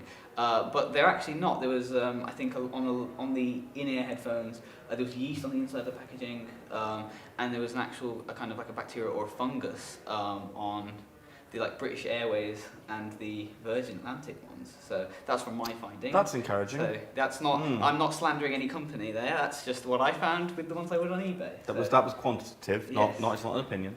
Yeah. Pav, you're one of the few students that have managed to produce like a final prototype, Yes. final model. How did you do it? I produced it thanks to the workshops on campus, primarily Stanley in the digital fabrication lab. Stan the man. Stan the man. So my project is modular, as we stated earlier today. I do love modularity, and it has a lot of fine detail. So I wanted it to be 3D printed because I was mainly focusing on the aesthetics and the mechanism there, and the 3D print will allow me to do that. I was planning to do a electronic model separately, that would allow me to test the electrics, but I primarily wanted to focus on the aesthetic one. I thought 3D printing was the best. Stanley hooked me up, got me on the Stratus machine. As he always does, yeah. It came out beautifully. A lot of people have commented on the finish of my product. Apparently it's really nice. It honestly looks, I'd like to think, pretty professional. I've managed to kind of smooth out a lot of the lines. So I spent a long time in my kitchen just kind of, sanding down and spray painting really and making my hands blue. So yeah, it's a good time. It's a good time. I'm going to take the viewers behind the scenes a little bit as well, because your video that we've just seen, there's quite a fun story behind this, isn't there? Yes, the way you there filmed it, the original plans for it, and how you had to quickly kind of pivot and change. So just give us a brief insight into that. Yes, so in the video I am in a plane, or it looks like it, and the original plan was to go onto an actual plane, and just take some shots. But unfortunately, because of COVID and all that kind of stuff, I can't really get onto a plane. So I had to ring around a lot of places, and I eventually found the jet company who sell private jets, and their showroom conveniently looks like a private jet, the inside of a private jet. So I asked Alex, who's currently sitting behind the camera, to pop down to Park Lane with me. And we went into their showroom for about an hour or two, and we just shot the entire thing in there. It looks pretty bougie, it looks very realistic as well. The screens move in the background, and I think it just adds a bit more realism to the video and gives it a bit more, it gives it a bit more, it verifies it. It's really nice seeing an actual physical model in the specific context that it's designed to be used in, with the restrictions we've got. One last question for you. Your name does a very good job of tying together the not your name, the product name. Does a very good job of tying together damp and noise and obviously the water soluble thing. So how did you come up with Clampen? Because I believe it's Welsh, is it not? Clampen. Yes, Clampen is no. It is dampen because, as you've just said, it is to do with the water and also the sound dampening as well, because they do have noise cancelling. But the initial name for them, have I told you the initial name? I don't think so. No. They originally, before I settled on dampen, I wanted to call them Altitunes. Altitunes. Yeah. Altitunes is good. I can't say if that's a better name or a worse name, but I know. Altitudes. If people are watching, we can get them to vote and see. Awesome. Really nice project, Pav. Thank you very much. Great to talk to you. See you on this side of the desk. I see you in a whole new light now. Thank you very much. We'll be back in just a moment for another student project.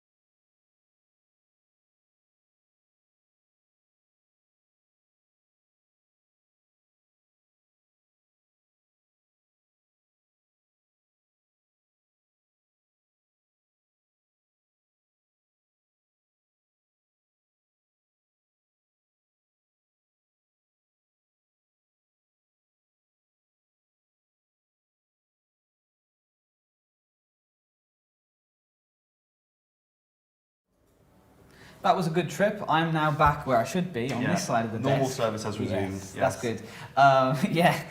Next up we've got Alex and his project, but first we have his Viva presentation video.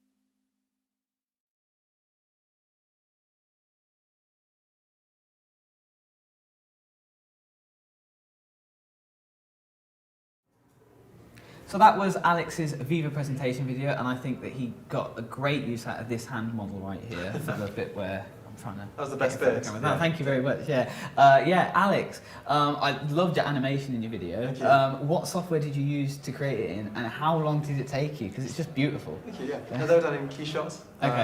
Of course. Oh, absolutely. Yeah. And that was about 2 weeks of work, I'd say, for the animations. Okay. And if I wanted to do it on my laptop, I think it was about 160 hours of rendering it would have taken. But I sent it off to a render farm. Oh, you did, okay. And yes, it was much more efficient in terms of its rendering time. Well, I think it paid off. It's beautifully cinematic. Thank you. Music works perfectly with it, so no, well done, honestly.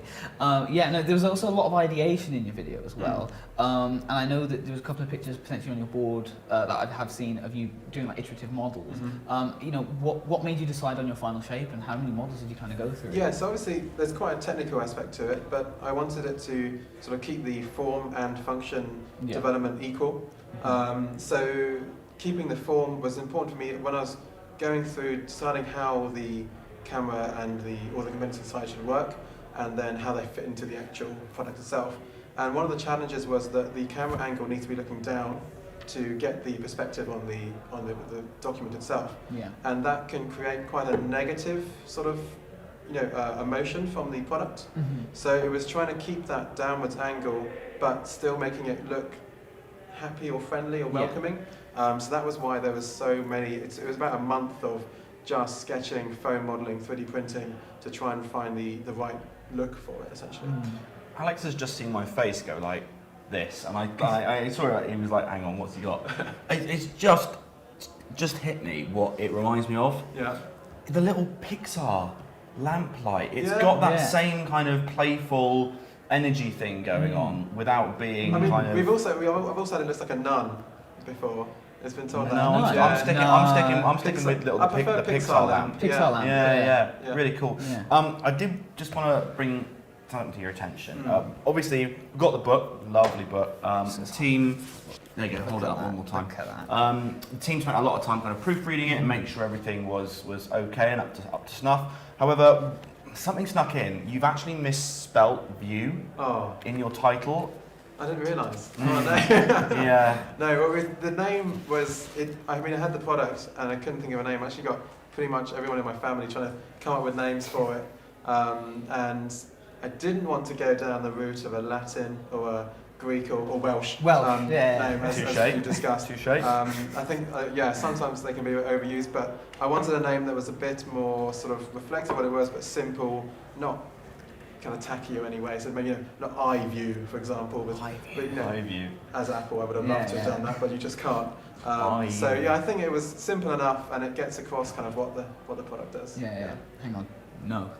Okay. No. Did you not hear I that? heard that. That's why I know. iView. iView. Yeah, I get it. Yeah. One thing I want to touch on, is you just brought it up really, is I haven't really considered it before. I don't even know if it's a proper name for it, but kind of emotive design.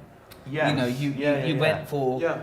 You wanted it to look happy and it's still happy. There were some prototypes I had in foam where you look at it and it looks sad, or it looked like it was almost depressed, like it was looking head down kind of thing. Yeah. And that was a real challenge because the camera, I needed that 15-degree angle to look down, and so it was a real challenge.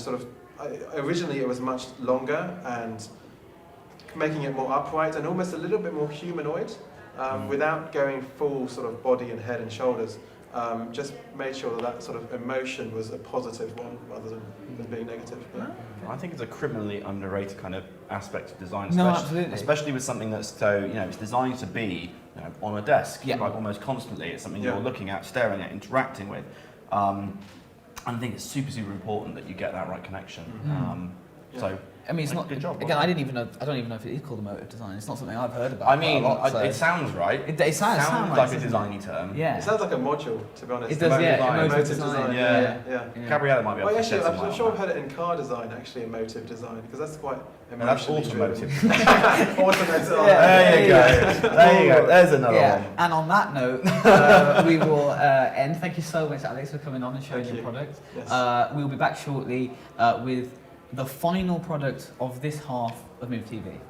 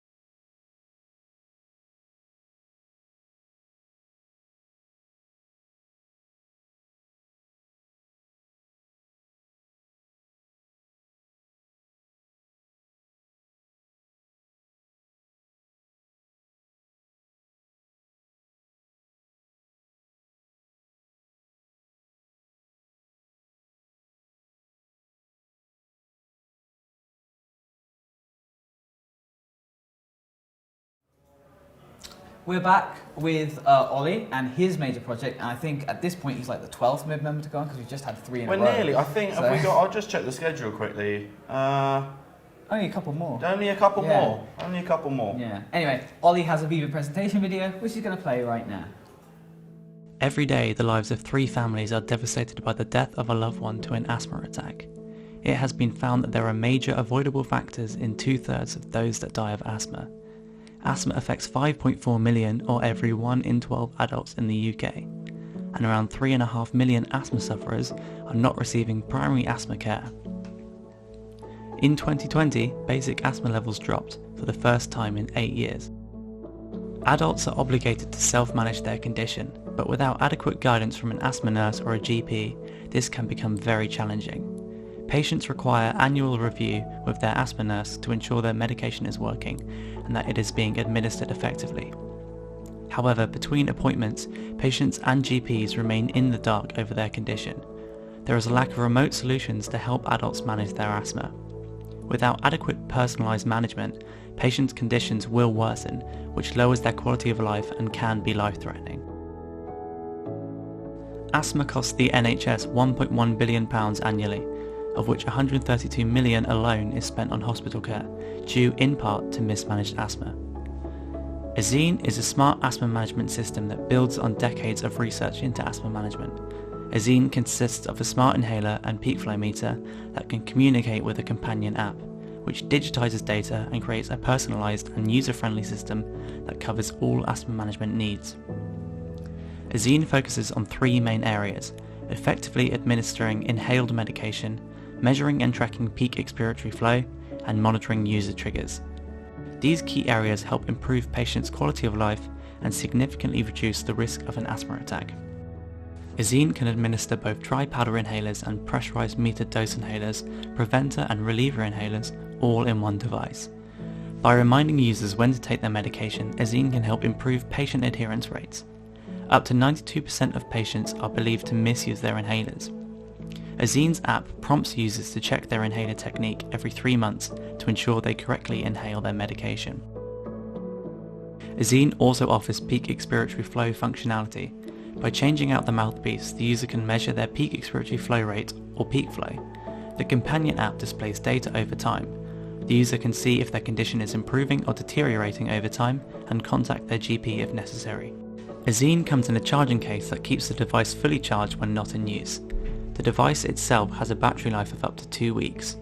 The charging case stores all of the device parts when not in use. It can hold the main device, a peak flow mouthpiece, a dry powder inhaler mouthpiece, and a pressurized metered dose inhaler mouthpiece. The case also carries 2 drug canisters, 1 preventer canister and 1 reliever. The different mouthpieces can be easily inserted and removed from the main body, allowing for quick administration in an emergency. The open back enables the mouthpieces to be easily pushed out, making it an easy-to-use, unobtrusive device. The app holds a lot of additional functionality. One of the key areas is triggers. User research showed that 80% of participants had an asthma attack in the last year, and a known trigger caused 70% of these. Azine allows users to enter their asthma triggers and track them based on available data. The app also features a peak flow diary, daily overview, virtual checkup, drug subscription, medication diary, inhaler techniques, and advice. The peak flow diary allows users to view their readings over time and add in a new reading when prompted. The user profile enables data to be viewed on multiple devices, receive data from third-party apps, and share data with the user's local GP. The daily overview creates a snapshot of their day, showing triggers that may be a risk and showing a list of tasks to complete. The virtual checkup asks questions similar to those asked in an annual asthma review. These monthly checkups show the user where they may need to improve. The triggers help users add and manage their triggers and show potential irritants that the user should be cautious of. Drug subscriptions manages the user's medication and shows the next delivery date. Inhaler technique is always available for users to refresh their technique, and the advice page allows users to ask questions in 3 different avenues, including Azine's very own smart assistant.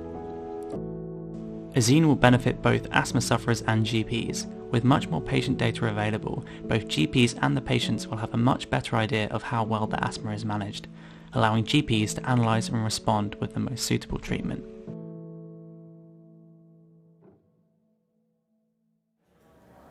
So I thought that was a great video, Ollie. I noticed one thing you did note in your video was that a lot of asthma sufferers misuse their inhaler. Yeah. Do you know why that is? Yeah, it's a big problem with chronic diseases because you have to, especially with inhalers, you have to use them probably once, twice a day. Mm-hmm. And you'll see a doctor once a year and they'll tell you how to do it and to use a proper technique. But during that time, over a course of 6 months, you can completely forget how to do it. They're completely doing the action over and over again just basically causes you over time to forget how to do it properly. I myself, when researching this, realised that I was misusing my inhaler properly. And I'm doing a whole project on it. So it was quite interesting. And I've always thought I've had pretty well-controlled asthma. So finding out that I'm actually been doing it wrong myself is quite interesting. Oh, okay. So it's had like a knock-on effect in your everyday life. Yeah, and I incorporated this into the app side of it quite a lot, about having it remind you every so often to, hey, check your technique, make sure you're doing it right. And there's a whole subsection in the app where there are inhaler technique videos, and you can go and check your technique. Well, I was actually just about to ask about that, because yesterday we had the Made in Brunel Awards live on IGTV, and we had the award for Best App Assist Project that you won. Well done, by the way. Thank you so much. You know, why did you choose to supplement your product with an app? There's a lot of features in asthma management, and especially in smart asthma management, which was what I was looking at. And you need to be able to know how to use your inhaler, where your inhaler is. You need in the smart asthma world, you need your inhaler to know what's going on, but then you also need all those additional features. And the app holds a lot of functionality, not including the stuff that the inhaler has. So you can track your user triggers. So I personally get triggered by pollen and dust. So you can put those triggers in to the page, and when the pollen count is really high, it will alert you, say, hey, grass pollen is really high today, don't forget to take your inhaler with you. And then there's a lot of other features in that. It's got weather built in, so you don't have to go about, but there's also a whole community page. I found out when doing a lot of my primary research that a lot of people go to online forums, and they have a lot of their questions they just direct to like a community instead of to a doctor. So I included a whole aspect on there where there's a whole community forum section. And for more serious questions, you can also talk to a medical expert. Awesome project. Really, really nice. And a very catchy name. Thank you. Thank you. What does it mean? It's Greek. Of course it's Greek. There we go. Love it. It's pronounced Azine, although I was pronouncing it Azayan for about 2 weeks before I realised I was wrong. And it's basically just where the word asthma comes from. It means to breathe hard when you run. It's just the original. What, just that one word? Yeah, it means to breathe hard when you run. Okay. To be fair, the Greeks were always kind of running about, weren't they? Marathons, all that kind of stuff. Yeah. You probably needed a quicker way of saying, you're breathing hard after that run. And I googled it, and no one's used it yet, so awesome. Felt like that's even better. I know. Yeah. No one at all. It's incredible. Is there a reason for that, do you think? Hopefully not. Okay. Other than the fact that it's maybe a bit hard to pronounce, but other than that, it's all right. No. Thank you very much, Ollie, for coming on and talking about your product. Really appreciate it. That's it for this half of Mib TV. We've got through all the major projects in the first half. We've got one half to go. We've got one half to go of Mib TV. That's it. Yeah. So make sure you tune in for that. We'll be back at 3. We'll be back at 3. Yeah, and then from 3 to 4, we're going to have our remaining major projects, and then from 4 onwards, you're going to have some student-led programming. So we'll see how that goes. But have a good lunch, and we'll see you a bit later at 3 o'clock.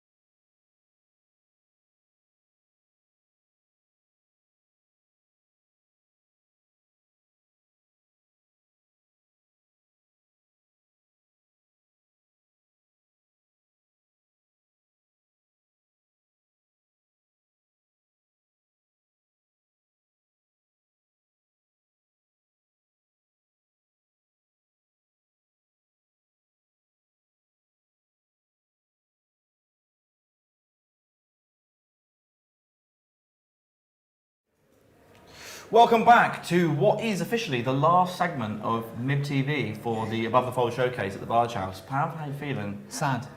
It's been quite a journey. Yeah. It's been quite a journey. We've really been getting into it. All the students thus far have been phenomenal. Their work's been phenomenal, and it's been great to see some of the other features as well. But yeah, we're going to start with some student interviews. Firstly, with Kalani. Hello. Kalani, how are you doing? I'm good, thank you. How have you enjoyed the showcase so far? It's been great. Yeah. Not quite our normal circumstances for the showcase, but I think everyone's done a really good job.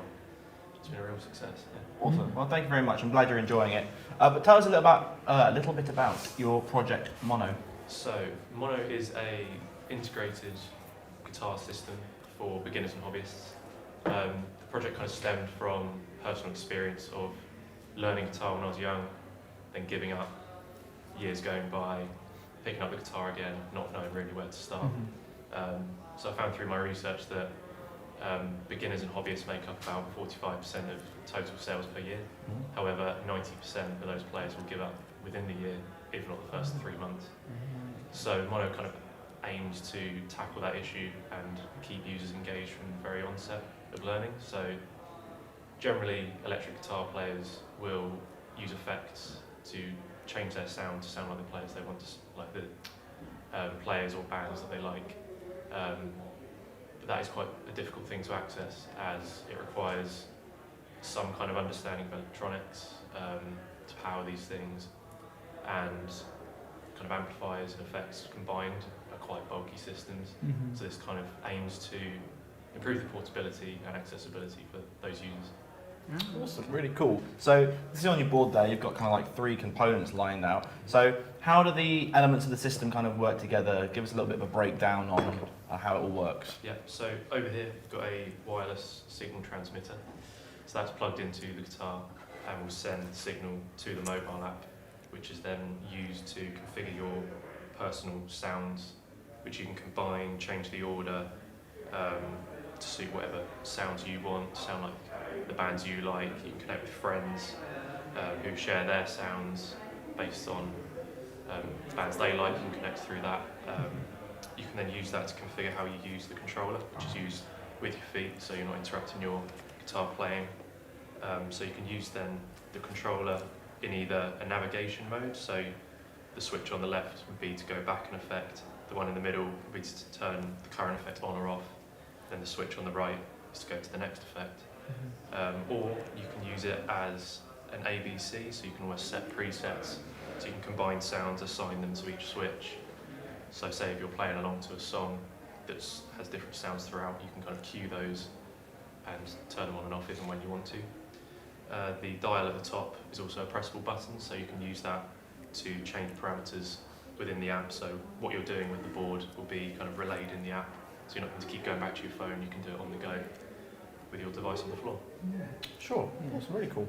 I know that your project was one of the first ones to be shared on the Instagram. Yes. And I can see why, 'cause it's a very striking design. It's quite minimal and clean. Could you talk us a little bit through why you've chosen that kind of modern aesthetic? And I think it stemmed from kind of effects pedals and amplifiers haven't really changed since their invention, really, in the mid 20th century. They've got quite old vintage looks to all of them. Some pedals I own personally haven't changed since the 70s. They use the same tried and tested cases. So I kind of wanted this to invite a kind of new generation of players. So people who can look at kind of the existing systems and not really know where to begin. Give them something that is quite clean, minimal, inviting, and kind of up to date, I guess. Awesome. So, I mean, I am kind of at best maybe like a campfire guitarist, and a bad one at that. But I have kind of played live and things like this in the past, and I'm just wondering, you know, playing live and kind of practicing in your room, kind of quite different things. Obviously, if you're on stage, things need to be a bit durable. I was just wondering what considerations you made at all, or maybe some further development for the product with regard to that kind of use case. Yeah, so I found through research that 2/3 of players aren't interested in kind of playing to audiences. It's more a personal thing to develop life skills, or to play to small select groups of friends or family. So the system is designed for kind of personal practice use. But the design itself has gone through kind of stress analysis to make sure they can withstand the force of being kind of interactive with your foot all the time. So it's kind of built with a die cast enclosure to withstand those forces. Yeah. Oh, yeah. And how did you go about testing that, all working together? So a lot of the quantitative testing was done through CAD. Okay. So use SolidWorks to do FEA testing and things like that. Yeah, I mean, a lot of people do that. Yeah, I was SolidWorks FEA for mine. Similar. I didn't try and venture into ANSYS. No, that drives me up the wall. That software. Yeah. No, fair. I think finally we just want to touch on the name Mono. Okay. Why Mono? So meaning one, single. Mhm. So it's kind of one entire system to do what it needs to do. I think simple, clean, nice design. and clean. Yeah. I saw the capitalisation. I thought maybe it was an acronym for something, but no, not just stylistically capitalised. You've got to make it look good. Yeah. Make it look good and sound good. Yeah. I think that's actually quite a good tagline. It sounds good. Looks good. Sounds good. Car effects box. Yeah. Awesome. We should just start doing taglines for people now. I think we're a bit late to that. We've got 5 more people to go. I could do it for the 5, so maybe. No, thank you very much, Colin, for coming on. We really appreciate you sharing your major project with us. We'll be back shortly with another project.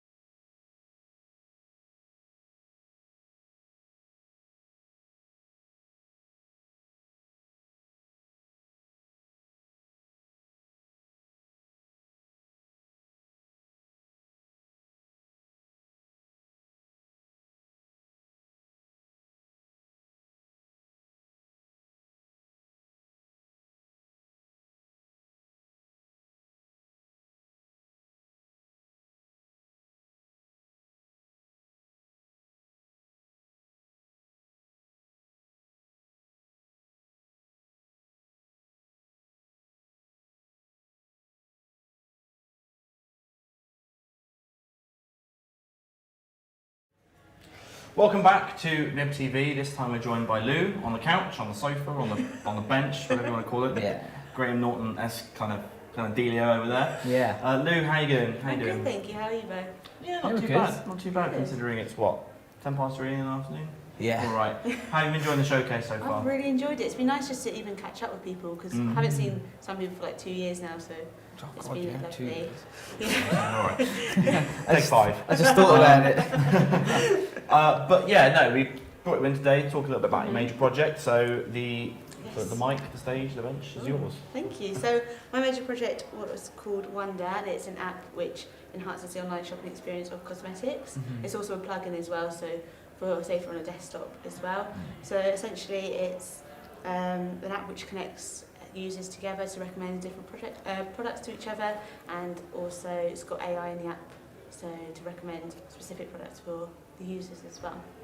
Yeah, okay. Awesome. So talk to us about the framework then, how the user navigates through. Okay, so it's a really simple sort of onboarding experience, and at the start it's already personalised to the user, so asking what's brought them to the app, sort of what they want to get from the app as well, and what sort of makeup they're interested in, just to kind of get a feel of things. And then there's like community aspects, sort of explore pages and stuff within the app, and also a profile where you can input your skin concerns, skin type and stuff as well. Oh, right, okay.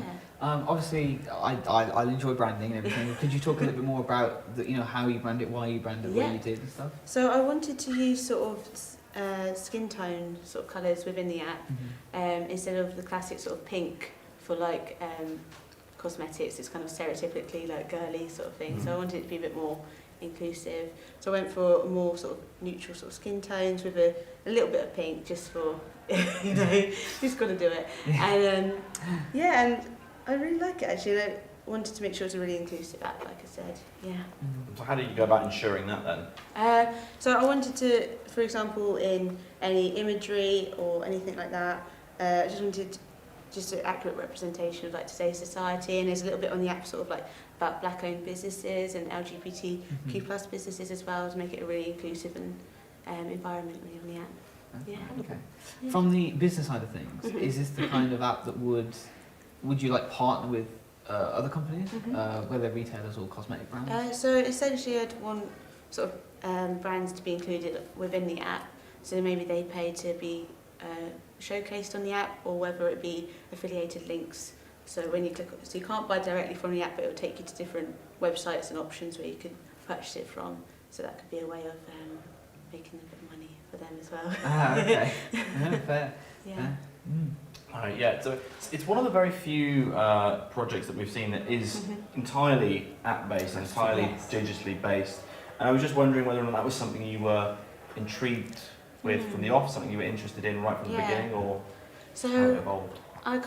It wasn't where I was starting, but it's where I ended up. And I think because of the way the world at the moment, like workshops and stuff, I knew an app would be a safer route to go down. And I've never done an app before. Like my placement was all visual merchandising, so very much in-store stuff rather than digital. So this is the first time using XD or anything, so just taught myself how to use it and stuff. But it wasn't the initial route I was going to go down, but I'm glad I did, yeah. So you did like various research that took you down there. Yeah. Can you tell us why you were led to an app now? I think because an app is something you can use in-store as well, like because at the moment obviously all tests are removed from in-store, so it could be used when shopping in-store or when shopping online as well, and it's also a plug-in for the desktop as well. So yeah, I think I just wanted something that could be used anywhere. So a kind of seamless experience. Yeah. Ah, right. Okay. That's cool. You mentioned your placement was in VM. Yes. So what kind of common ground was there between your experiences with physical VM and the way you kind of design the interface? Yeah. Would they have influence on one another? It definitely did have an influence, I think, because you can, from VM, you can see how people kind of shop in store and what their eyes are drawn to, and how to sort of market to people, and like to encourage them to buy their products in store. So there's an element of this within the app from what I could bring to it. And I've also worked within the beauty industry for the past 5 years now. So I've worked on counters myself, so I wanted to see how I could bring that sort of in-store experience online as well. So yeah, I think it all kind of flowed into one really. But so a lot of primary research then? A lot of primary research, yeah. It's kind of my own sort of knowledge, and then I think a lot of primary research into this, I think the final question is, why Wonder? Why Wonder? What, the name? Or? Yeah, I think, well, there's so many names, but I thought, were you wondering? Give us a few. Give us a few. Give us I a can't few even remember now. It was so long ago. No, my mind's gone blank. It's all right. Just when you're wondering what products are right for you, or wondering what your friends are using, and just I came to it. And it was wondering whether I could call it like Wonder, like the name, so you could like ask Wonder, but I thought I went with Wonder instead. Yeah. No, that's pretty cool. Yeah. No, thank you, Lou, for coming on. Thank you very much. Appreciate you sharing your major project. We'll be back shortly with another major project.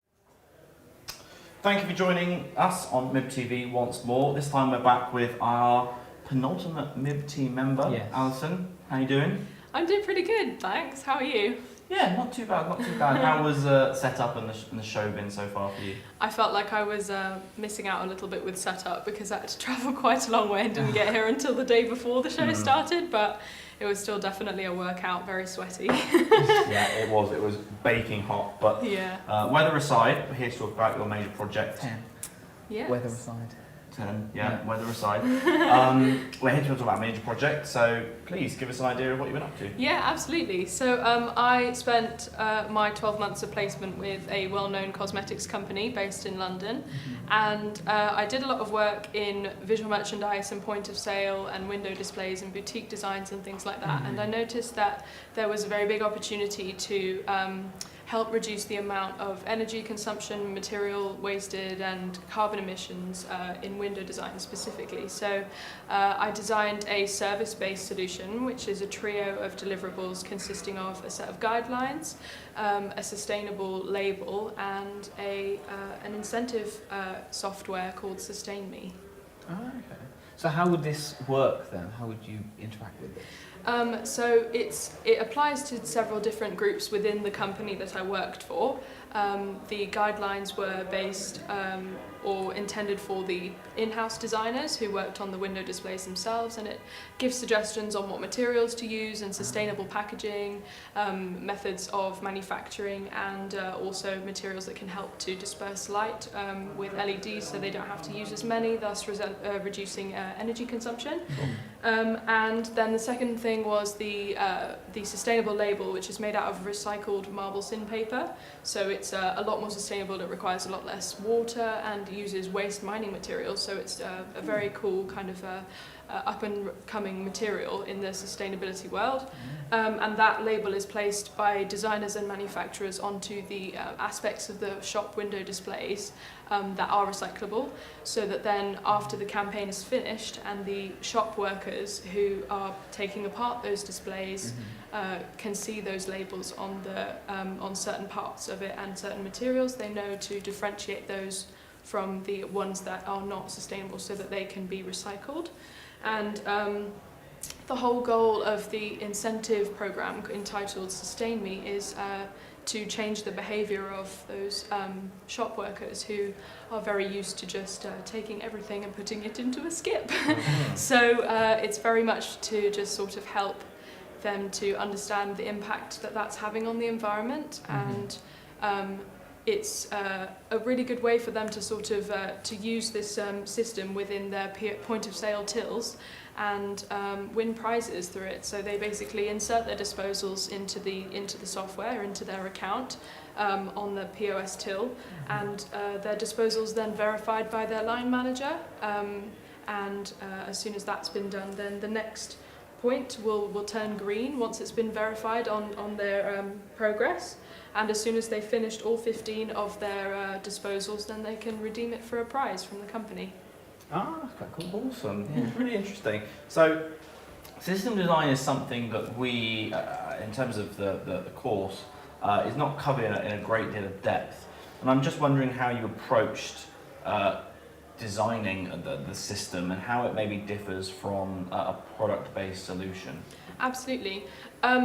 To be honest, I was actually hoping at the beginning of the year that I would come out with a product-based solution because I'm on the product design engineering course, which obviously means it should be very technical, and it's technical but in a very different way. So I think that the knowledge of the design process after having worked there for 12 months definitely gave me this view of the system in a way that the average person, of course, doesn't know. And it almost gave me the ability that in the future I think I would be able to go to other companies and say, look, this is what I've done here. Can I spend a few weeks working with your team, just understanding the design process and understanding where the problems are with individual groups within your team, and use that information and that research to come up with a solution based around specifically your company's design process. I think this is the key thing, isn't it? Because you can take your knowledge of your technical aspects, Sure. and then you can take your knowledge from your placement, for example, and you can combine them into something such as service design, which maybe isn't directly taught, but something that you can extrapolate and kind of form into a product and stuff. So yeah, no, it's really cool. Absolutely. Yeah. Can you talk a little bit more about the kind of idea behind like gamifying it and the reward system? Absolutely. So I used a type of innovation which was partly behavioural change and also partly along the lines of something that currently exists in the company but is being used in a new department and in a different way. So I knew already that incentives were being used in sales to try and get the shop workers to sell more bottles of fragrance or more lipsticks, etc. And I knew this because during my placement year I'd been designing some of them for the shop workers. So I'd also heard from other employees and other members of staff that they knew that they were very successful and that the shop workers absolutely love working extra hard to win prizes. So I immediately just went, brilliant, I can definitely use that, an incentive to get them to change their behaviour, and I know it's going to be effective because it already is successful in another department. Yeah, no, really cool. Awesome. I wouldn't know where to begin with something like this. So it's for me, it's really interesting looking at it with I can't even articulate. That's how impressed I am. I can't even articulate it. We mentioned earlier you were on the product design engineering course, and obviously we've seen in other projects how people have kind of got the engineering aspect with stuff like FEA and stress analysis and this kind of thing. Definitely. How did you shoehorn that into this project? It's a very hidden part of my project. It's not really as visible in anywhere as much as it is in the dissertation. In order to actually find out what kind of an effect my service was going to have on the window displays for this company, I completed some life cycle assessments using Granta EduPack, which we learned in the environmentally sustainable design module. And in order to do that, I had to calculate all of the volumes, all of the materials, and kind of everything that went into the physical window display, which was very many components, very many types of materials and everything like that. So I think my logbook is something like 20 pages of calculations handwritten in order to calculate all of that. So that's definitely the hidden engineering side of the project, I would say. Awesome. I think that's the same case with a lot of projects. Is on the surface it looks fairly simple, but then behind it there's a lot of theory and a lot of testing and stuff. So and that very much got me to the final figures of for the most recent campaign that I had done applied the life cycles to. I found that using the service and changing the materials would reduce the energy consumption by 39% and the carbon footprint by 52% just for one window display, which I thought was a really good impact. Awesome. Now, well done. Thank you very much for coming on and sharing your me. major project. We'll be back in a minute with another major project.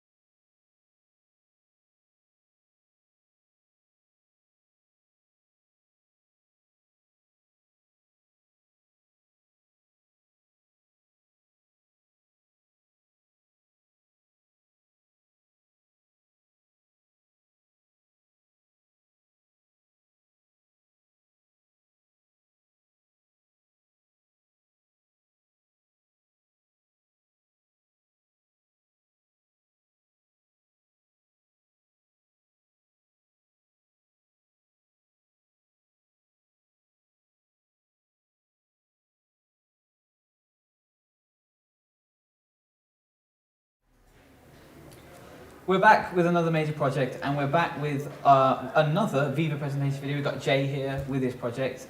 Here is his project video.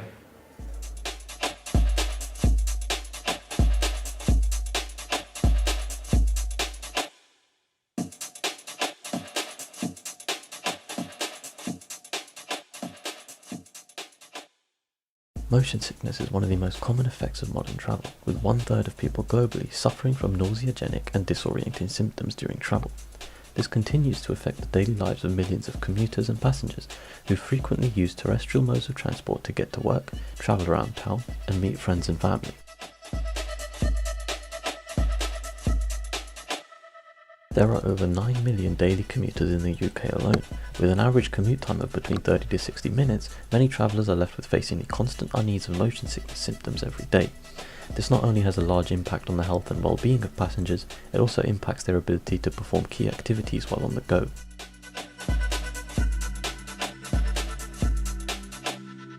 The most common method of prevention is through the use of over-the-counter medicine, designed to prevent the onset of symptoms before they arise. However, medicinal prevention is shown to cause a myriad of possible side effects that continue to linger well after travel. There is a need for a more reliable method of prevention that gives daily passengers the relief from motion sickness symptoms and allows them to perform the key activities they desire without negative side effects. Meet Horizon.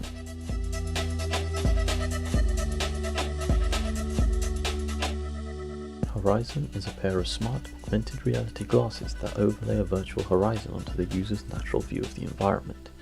The virtual horizon works by mimicking the position and orientation of the real-world horizon during motion. This provides the user's visual system with accurate live data on their spatial acceleration and orientation, removing the sensory mismatch processed by the central nervous system and preventing the effects of nausea and disorientation. The glasses utilize a 9-axis absolute orientation sensor to accurately calculate the angle, acceleration, and positional vector of the user's head movement in real time. This data is then processed by the onboard microcontroller and converted into an optical output that moves the position of the virtual horizon. A low-powered laser projects the horizon onto a holographic grading within the lens of the glasses, before reflecting back onto the retina of the user. This allows the overlaid image to always be in focus and continuously update in real time.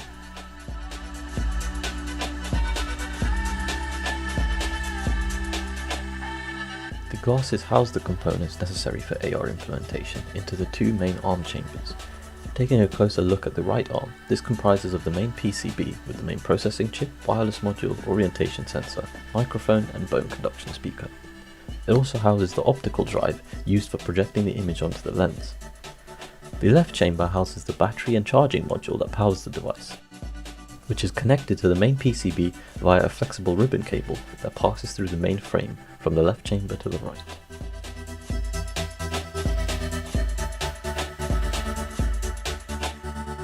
The visual effects of the horizon can be explained using the three main types of head movement: pitch, roll, and yaw. When isolating a pitch movement, the horizon line translates vertically in the opposite direction across the lens of the glasses, as this is what the user would normally see if the real-world horizon was visible.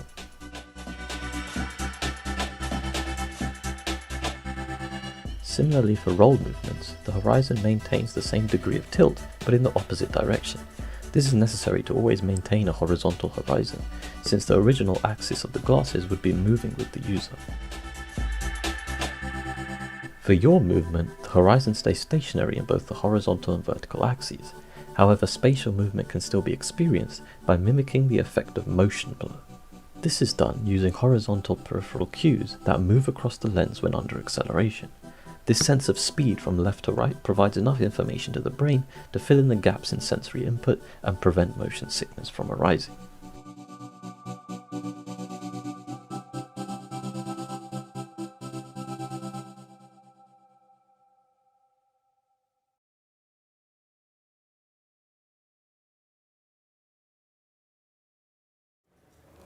So that was Jay's project, Horizon.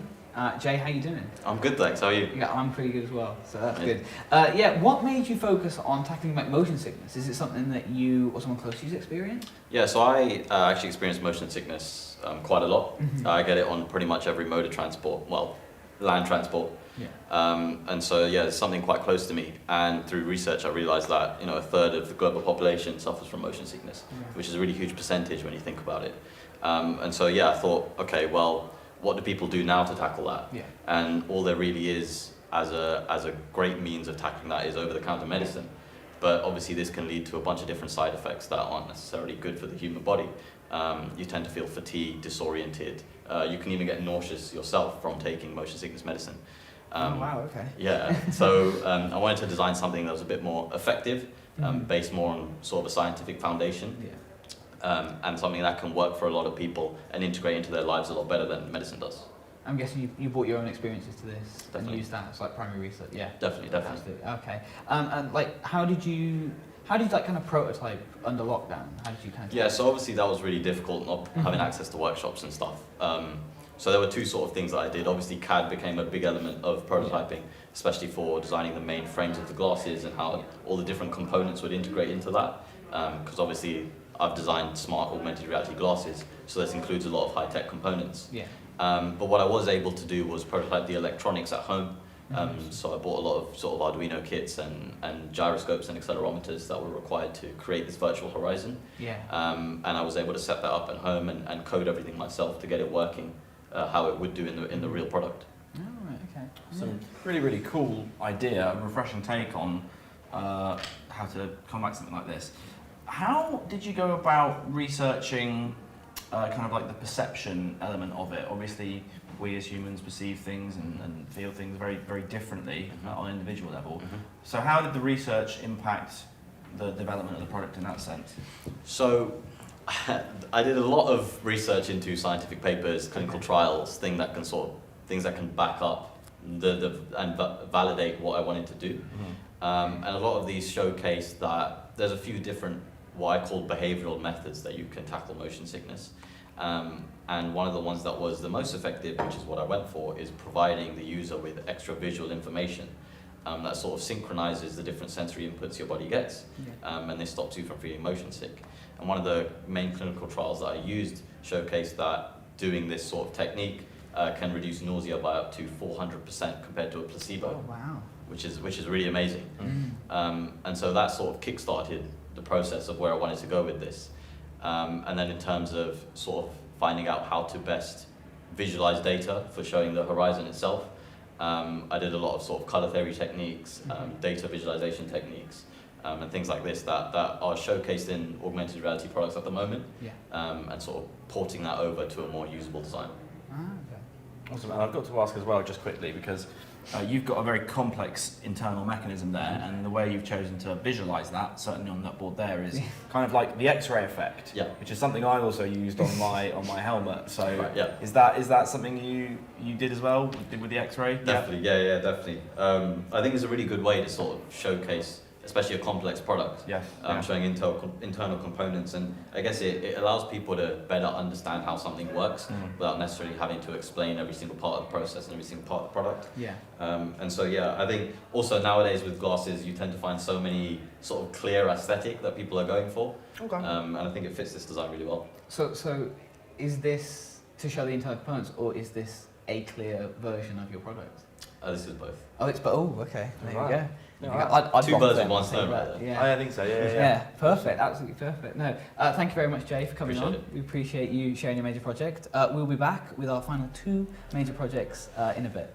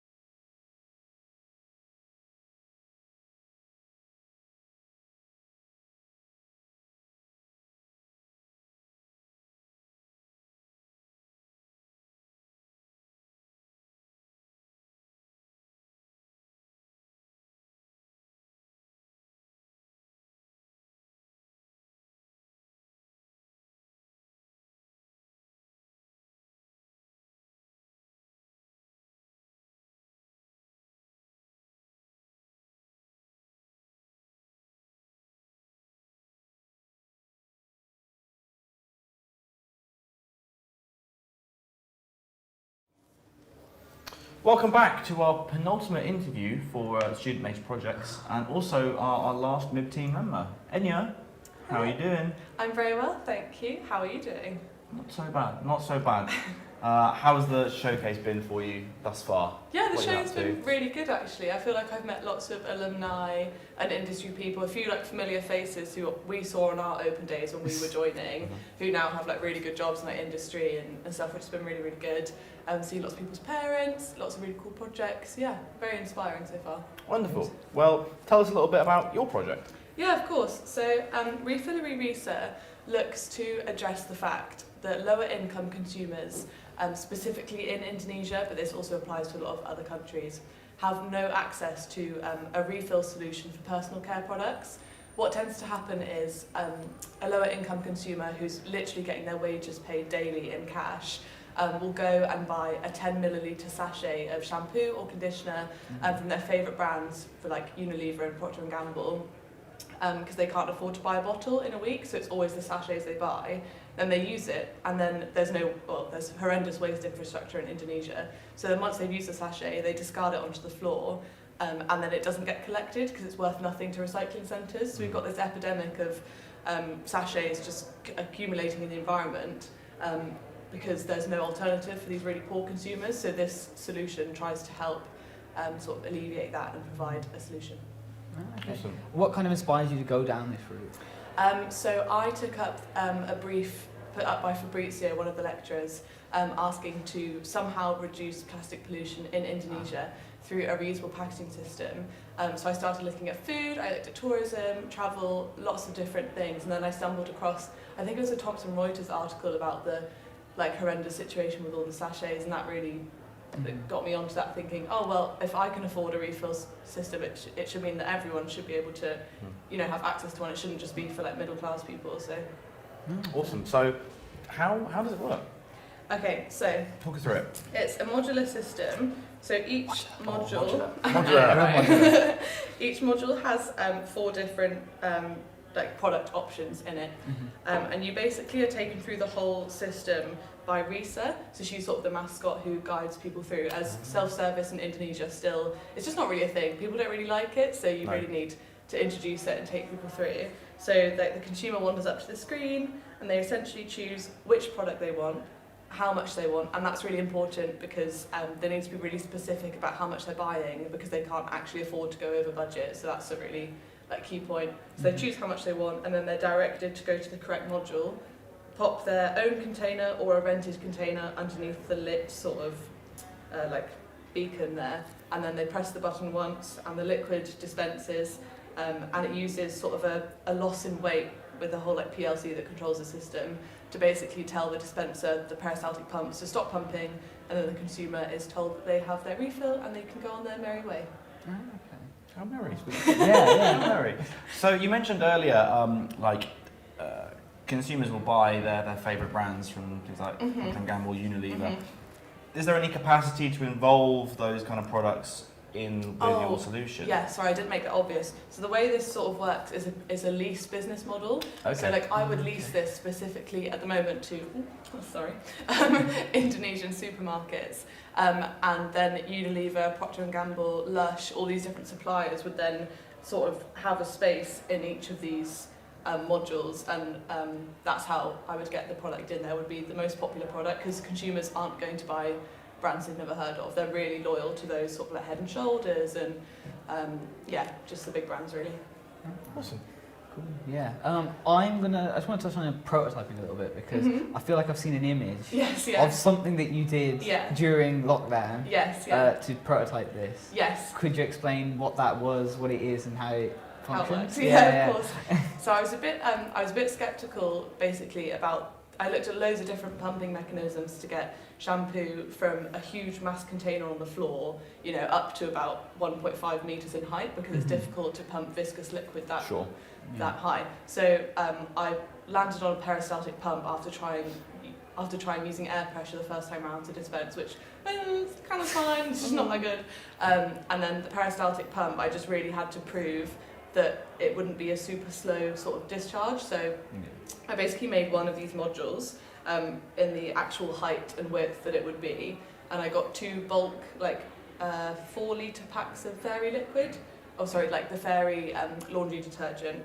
And then I fixed them up with some peristaltic pumps and some electronics, and basically just proved that the consumer wouldn't be standing there for an hour waiting for 400 millilitres of shampoo, because it's really going to serve people who want 10 mil, also someone who wants loads of shampoo. So it's got to be quick at the same time as being affordable. Just to explain briefly for those that don't know what you mean by peristaltic pumps. Yes, yeah, absolutely. So a peristaltic pump sort of has a geared motor in the middle, which sort of forces liquid through a tube. I think it's might be negative displacement, I can't remember.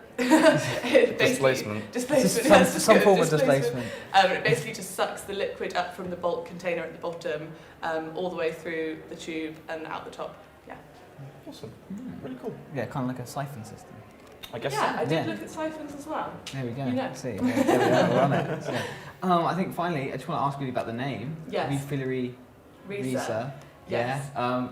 Can you tell us the thinking behind that? Yeah, of course. So one of my big inspirations in this project is a lady called Risa, and she set up a centre for kids and adults on the biggest landfill site in Indonesia, and I actually spoke to her about my project. And I was just inspired by the fact she went and got herself an education at Cambridge, and then went back and set up this centre and has been trying to educate people on litter, but also make their lives better, and so that's why it's called after her. Oh, that's actually really nice. Awesome. That is, yeah. And Really she's the little helper on the... Yes, yeah, that's Ah, Risa. that's Brilliant. nice, that's great. Yeah. No, Cool. thank you very much, Enya, for joining us on Mib TV, showing off your project. We Thank appreciate you. you coming on. Thank you so much. We'll be back shortly with the final student major project, so make sure you're back in a minute.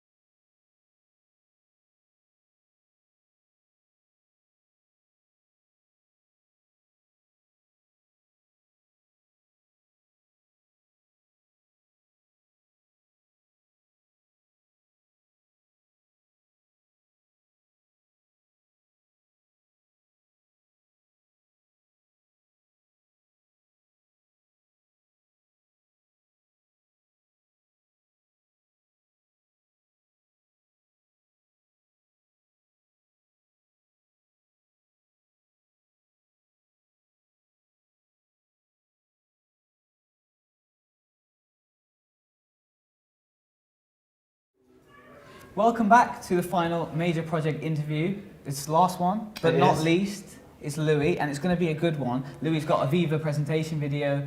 Here it is. According to the World Health Organization, air pollution is now one of the world's largest environmental health risks, with 92% of the population breathing toxic air. Here in the UK, we are losing 1.6 years of life expectancy due to particulate air pollution. We are now much more informed about the air quality around us as we become more focused on our health and well-being. This led me to the most popular product solution to air pollution at home, an air purifier. Air purifiers work by using a fan to move air through a filter which captures the solid particulates. The existing air purifier market relies on air filters that must be disposed of via landfill. This means that 6,000 tons of air filter waste are sent to landfill every year.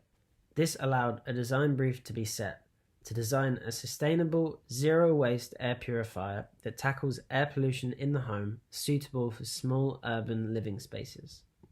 The outcome? Olus, the first air purifier to use fully biodegradable plant-based filters. Here shows the functional design of Olus. The top case can be lifted to access the air filter, which fits onto the base of the product. The motor is held in place by two components that can be easily removed. This allows for ease of repair, so if the motor fails due to high usage, Olus can be repaired instead of being thrown away. The fan at the bottom of the product is a centrifugal fan, which enables clean air to be delivered in 360 degrees. This is guarded by a number of fins, so the user cannot easily injure themselves. Polylactic acid, or PLA, had the ideal properties to replace synthetic nanofilters. Not only is PLA a widely available, sustainable polymer sourced from cornstarch and sugarcane, but it also has the right balance of biodegradability and longevity. These air filters are fully biodegradable and so can be composted in municipal composting sites.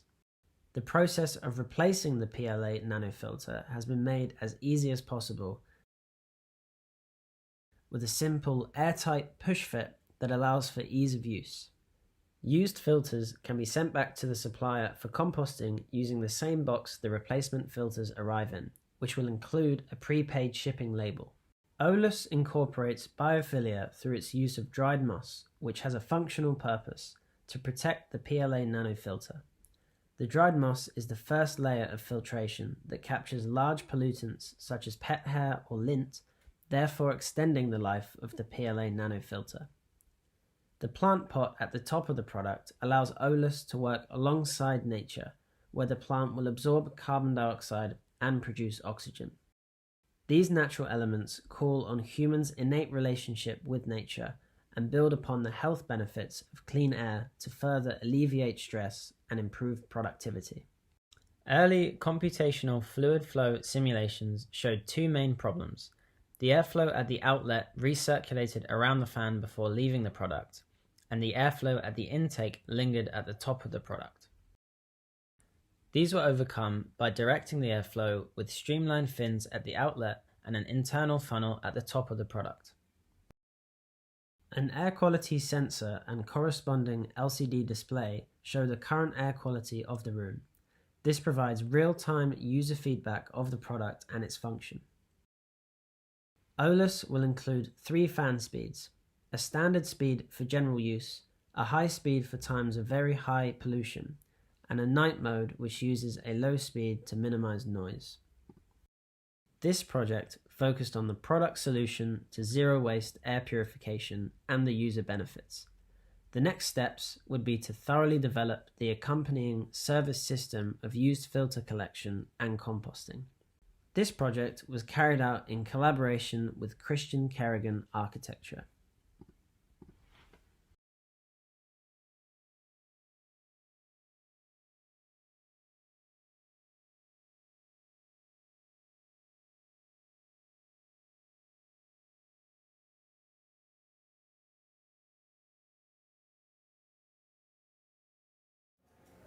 So that was Louis Duncan's Viva video for his project. How are you doing, Louis, you good? Very good, thank you. You alright? Yeah, I'm pretty good. I'm on the last one now, so I'm getting energised, just ready to go.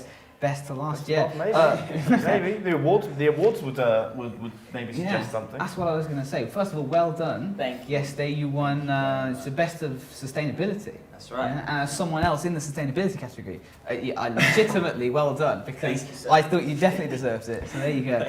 I'm going to go straight in. Your project looks beautiful, as we can see there. It looks very beautiful. Did you set out intending for it to look like that, or did you kind of develop a nature aesthetic as you went on through your research and stuff? Well, I always try and incorporate a bit of natural aesthetic into my projects usually.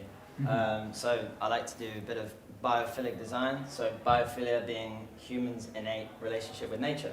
So bringing natural elements back into people's homes. You know, people live in the city, somewhere like the barge house, for example. The greenery, it plays a massive effect on people's moods, and so I like to incorporate a bit of that. So that was the goal from the outset, but I didn't know what it was going to look like until, you know, eventually I got all the functionality working, and this is kind of what I come up with. Yeah. No, it looks, I love the aesthetics. It is. It's like it's you see these green walls, right? In on buildings, and it's basically just exactly a mini green roundabout. Yeah. Yeah.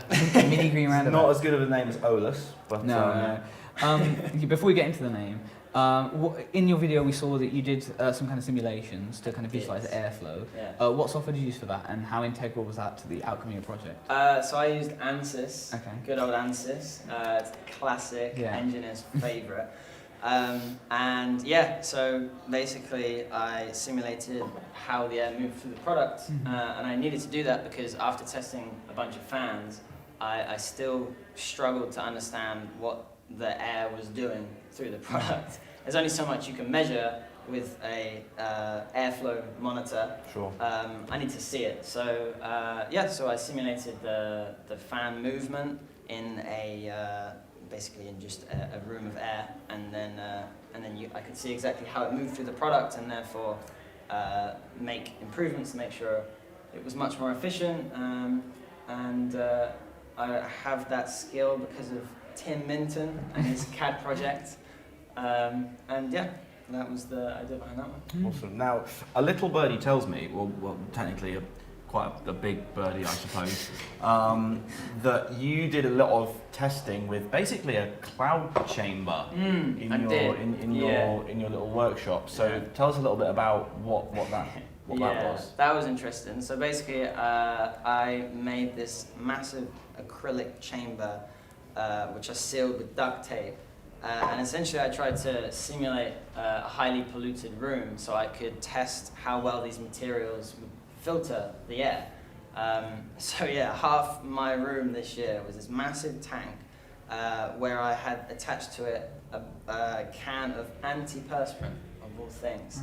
And the antiperspirant, I sprayed the antiperspirant into the box with an air pollution monitor in the box, and that I could take readings from that, and that accurately simulated a highly polluted room, and therefore I could then test how the materials would filter that from the air.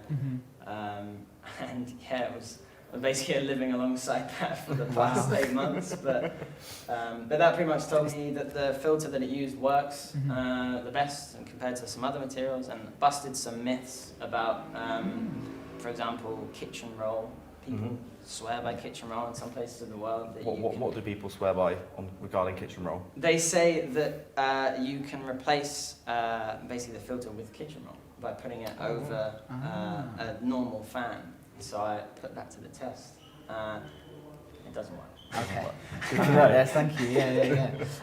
No, and then I think, well, finally, then the name of your product. Yes. Can you explain the name of your product. The name of the product comes from the Greek goddess of the winds called Aeolus, and so I just shortened the name Aeolus to Olus. And so I was right. You're right. I was perfectly right. There you go. Yeah. Barney and Louis' project do have the same name. They do. Yeah. They do. Which we There found you out go. yesterday, which was quite funny. Yeah. There we go. No, that's really cool. Thank you very much, Louis, for coming on. We appreciate Thank you it. for having me. It's an honour. I appreciate it. Thank you. That's it for all of our major project student interviews. We hope you've enjoyed all of them. I think we've had, how many? We had 49? Yeah, nearly 50. Nearly 50 students. 50 So students. yeah, So- a massive thank you to everyone that has come in to talk to us about their projects. All of them have been brilliant. Yeah. I know some people are a little bit nervous, a bit scary. They come walking into an interrogation chamber. Yeah. But no, It wasn't that bad. It wasn't that bad. It's not that And bad. we've enjoyed it. It's not that See, bad. there you go. And we've enjoyed it just as much. No, we have. It's 4 o'clock, which means that it's time for our student-led programming. We're going to be leading onto that in a second. We're going to be recreating the Unfolded podcast with myself and Toby, and we're going to be doing that live. So make sure you tune in for that. We're going to take about a 10-minute break, but we'll be back very quickly, so you can check that out. See you in a bit.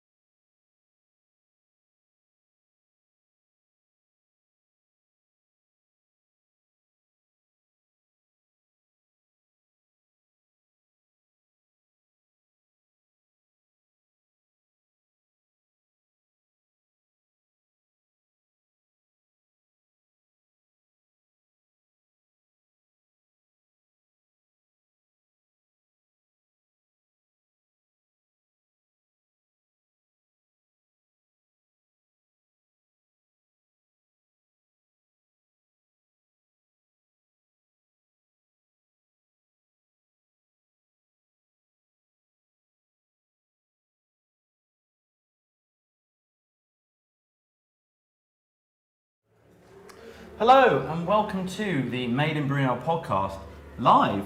My name is Toby Crabtree. And I'm Param Vipachi. And we are joined once again by the Johnny Ive Appreciation Society, Olix. How are you guys doing? Doing pretty good. You're doing good. That's good. Are you feeling even better now that you have your Johnny Ive with you? I actually feel much more comfortable with Okay. him. It's a welcoming presence. Right, okay. The interview was tough earlier because I just couldn't see Johnny at all times. I feel like if you could, you'd sleep with a Johnny Ive comfort pillow. Didn't know where you were going with that.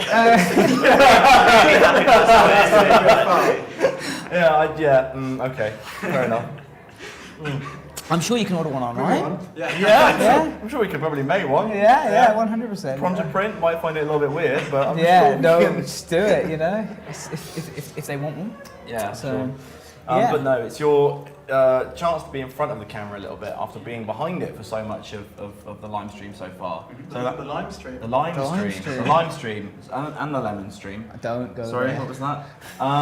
Next is going to be a milk as well with it, isn't it? So yeah, how has it been just helping out with the live stream? I think it's gone quite smoothly, I think. I think it's gone weirdly smoothly. Yeah. I thought we were going to have quite a lot of mess ups. I just assumed because we were running it, therefore something would go wrong. Yes. But I mean, these guys have been helping us out. Yeah, great. big thanks to Mark and Andrew. Without shout out to you guys. Honestly, couldn't have done it without you. Genuinely, we wouldn't have. Yeah, which has helped us out a lot, I think. Yeah. So yeah, it's gone smooth. It's gone really well, I think, and I've been watching it whilst running around the building. So for those who don't know, haven't been at the show, we've had it on big TVs all around the showcase, and I think everyone's really enjoyed it. Actually, watching it outside, and it's been we had good. someone come round and say, one of the lecturers actually come round and say that everywhere they look, they just see you. Yes, I'm nowhere and yet simultaneously everywhere, which I only think adds to my mystique. But yeah, what have the highlight has been for you so far, specifically for Mib TV? Any funny interviews or little segments, anything like that? I think Josh's interview was Josh's that was pretty good.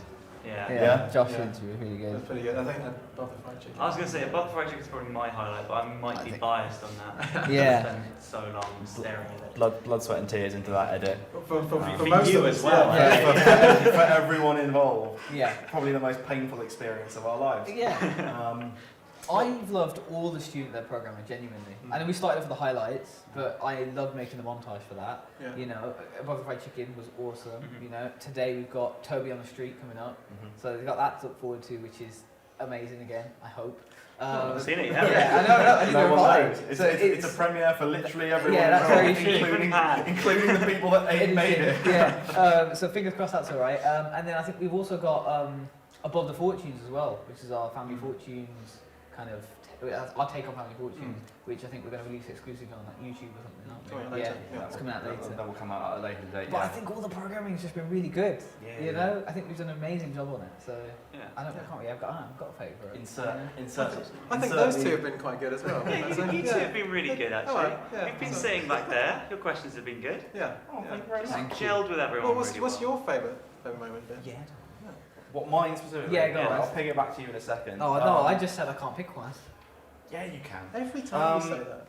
I like doing interviews, man. I've got to be honest. Yeah. It's because it's so nice to see all these people that you haven't seen for so long. I mean, unfortunately, I've seen you guys, for most of this year. Too much this year. I've practically lived with you. But there's some people I haven't seen for literally a couple of years, 18 months, and it's been really, really cool to just have like a quick little run through of what they've been doing and how they've been getting on. It's different for me. Is it? Yeah, I'm not good with names or faces, so about 3/4 of the people we interview. Who are you again? I don't remember chatting to them ever. Yes. So I'm not even joking. So Toby's reminiscing with friends. You're meeting them for the first time. Exactly. Yeah. With people on today, I was like, I've never spoken to you before. Like, I know who you are, but I don't know who you are. So. Oh dear. Yeah. Interesting. Yeah. So I mean, like, with what else is going on at the show? Anything else you got there? I think it's really busy today, which it's quite impressive because I would say Thursday first day was going to be pretty busy. That was good. It was sunny as well, so it's to be expected. Yesterday, peeing it down with rain, and also football was on, so I expected obviously not a lot of people there. But then today, first on the weekend, I expected it to be maybe same as Thursday? Yeah. No, it's a lot more busier. Yeah, it's bleak, but it's really nice in but here. it's dry. Yeah. Yes. Touch Mib TV, it's dry. Yeah. And that I think nice. really helps people Yeah. because they've been able to walk around and go backwards and forwards, and they're not this like dreary kind of rain going on and everything. But what's really interesting as well is something that you told me earlier, actually, Ollie. Our presence on South Bank is becoming established to a degree. Because just down South Bank a little way, there's like a little bar that's been like a little pop-up bar that's being set up. Ollie, I believe you ventured down there to scope out the joint this lunchtime. Every single time I see a free drink, I just run towards it as fast as I possibly can. And I went there, and the guy was like, "Oh, you guys are from Maid and Brunel. You've got free ice cream down there, don't you?" And we were like, "Free ice cream? What?" I have no idea. I've never seen this guy before. He was working for Absolute, and for some reason he's heard about our free ice cream. Yeah, everybody's heard about free ice cream. Yeah, which is good. Including you guys.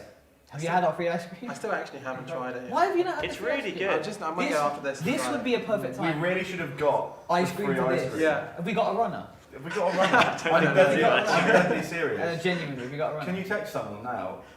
You want to text someone? Get four pots of ice cream. Get bring us some ice Let's cream. go. Let's go. What flavour? It doesn't matter. Can we run through the flavours? What flavours? Yeah, so the flavours are Mib Orange, that's a sour orange sorbet. Well, it's not sour orange, is it? Blood orange sorbet. Then we have Ideally Razzmatazz, which has been turned into Ideally Raspberry, because, a lot of the good town words. And then bread brackets mouldy is bread brackets minty, so it's not bread, it is mint flavoured ice cream. That's my favourite one. If you go through these images, it makes the colours. It's been requested. Alright, it's been requested. We'll see how good our Maid and Brunel team is. Let's the Mib team in general. Oh, you asked the team. Okay, Yeah. there we go. Well, it'd be a surprise who comes in. Well, hang on, let's go. Alright, it's currently 21. So How let's see long will how it quick take this our takes. team? Did you say to 4 get us pots of ice ice cream? cream? I did say 4 pots. Okay, that's good. Awesome. That's alright. The clock's ticking. Yeah, thank you. It's worth shouting out actually. Bradley and Luton, who are here from Whipsmiths. Brad himself is an ex-Brunel boy. Thank you very much for helping us out with the catering for this event. It's been really cool. I've not heard a bad word about it really. Well, you've been in here, so. Yeah, that's true. All I've been doing is singing its praises. And no, it really is appreciated. So thank you very much for that. Yeah. Yeah. No, I think just overall, I mean, the merch it's going even quicker now because there's more people. We sold out of the other jumper today as well. Classic embroidered. Yeah, it's gone. Classic embroidered. Oh wow, I didn't hear that. Okay. So both jumpers and the Lego. I said we should have ordered more merch. I'm- No one listened. I'm Now look where we are. I'm going to be honest with you. I didn't expect us to sell out. My goal was to sell out, but I didn't expect us to sell out because we never sell out ever like in any year. Like there's always a lot of leftover stuff. So for us to have given out half of our stock for free to students and then have the other half of the stock sell to the general public, that's impressive in my opinion. Insert the Alex medal meme. I will take that. I will take Face on that. I will take I that. think Paul Joss will finally be happy about us spending so much of the budget on merchandise. Yes. We've Yeah. actually, We actually got rid of it all. We've Yeah. actually pushed it. I mean, the highlight of my university career is spending £1,000 on Lego. Yeah. That is the highlight. So. And then selling And £1,000 selling it worth for of Lego. Yes. So, yeah. Just yeah. so if the uni's watching, we did make the money back. Yeah. So, yes, yeah. It's not a loss. What are you talking about? No, we're accepting pre-orders for the Lego though, aren't we? We are, So it's yes. worth saying actually, for anyone watching live, we are currently accepting pre-orders for the Lego sets. We've sold out of any physical sets we've got here, but if you go down to the gallery either today or tomorrow, you'll be able to place a pre-order for that. And I think it is a limited pre-order though. It's a limited pre-order, so if you want to be quick. Yeah. But yeah, that's is it lead time about 4 or 5 weeks? Yeah, something like that. Yeah. But that's proved really popular. We're going to have our really cool set. great placement students this year, Chloe and Stanley, I think, assemble them after we've all gone home. Yeah. So, which they gladly volunteered to do.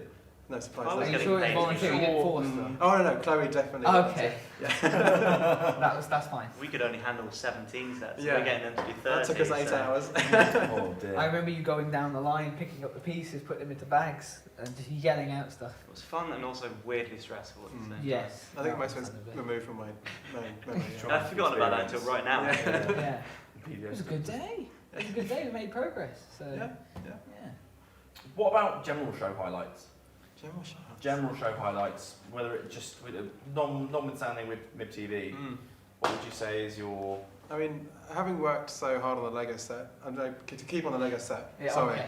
but seeing someone actually buy it was quite a cool moment for me. Yeah. So seeing that actually go was really nice. And then we had someone share today, I think it was Isaac, shared a photo of the one built on their shelf at home. Oh, wow. Awesome. Really? Yeah. That's yeah. cool. So it's in the you wild shared now. that? Oh yeah, of Okay, course. okay. Of course. Yeah. Yeah. I was about to say, actually, you've been nailing the Insta.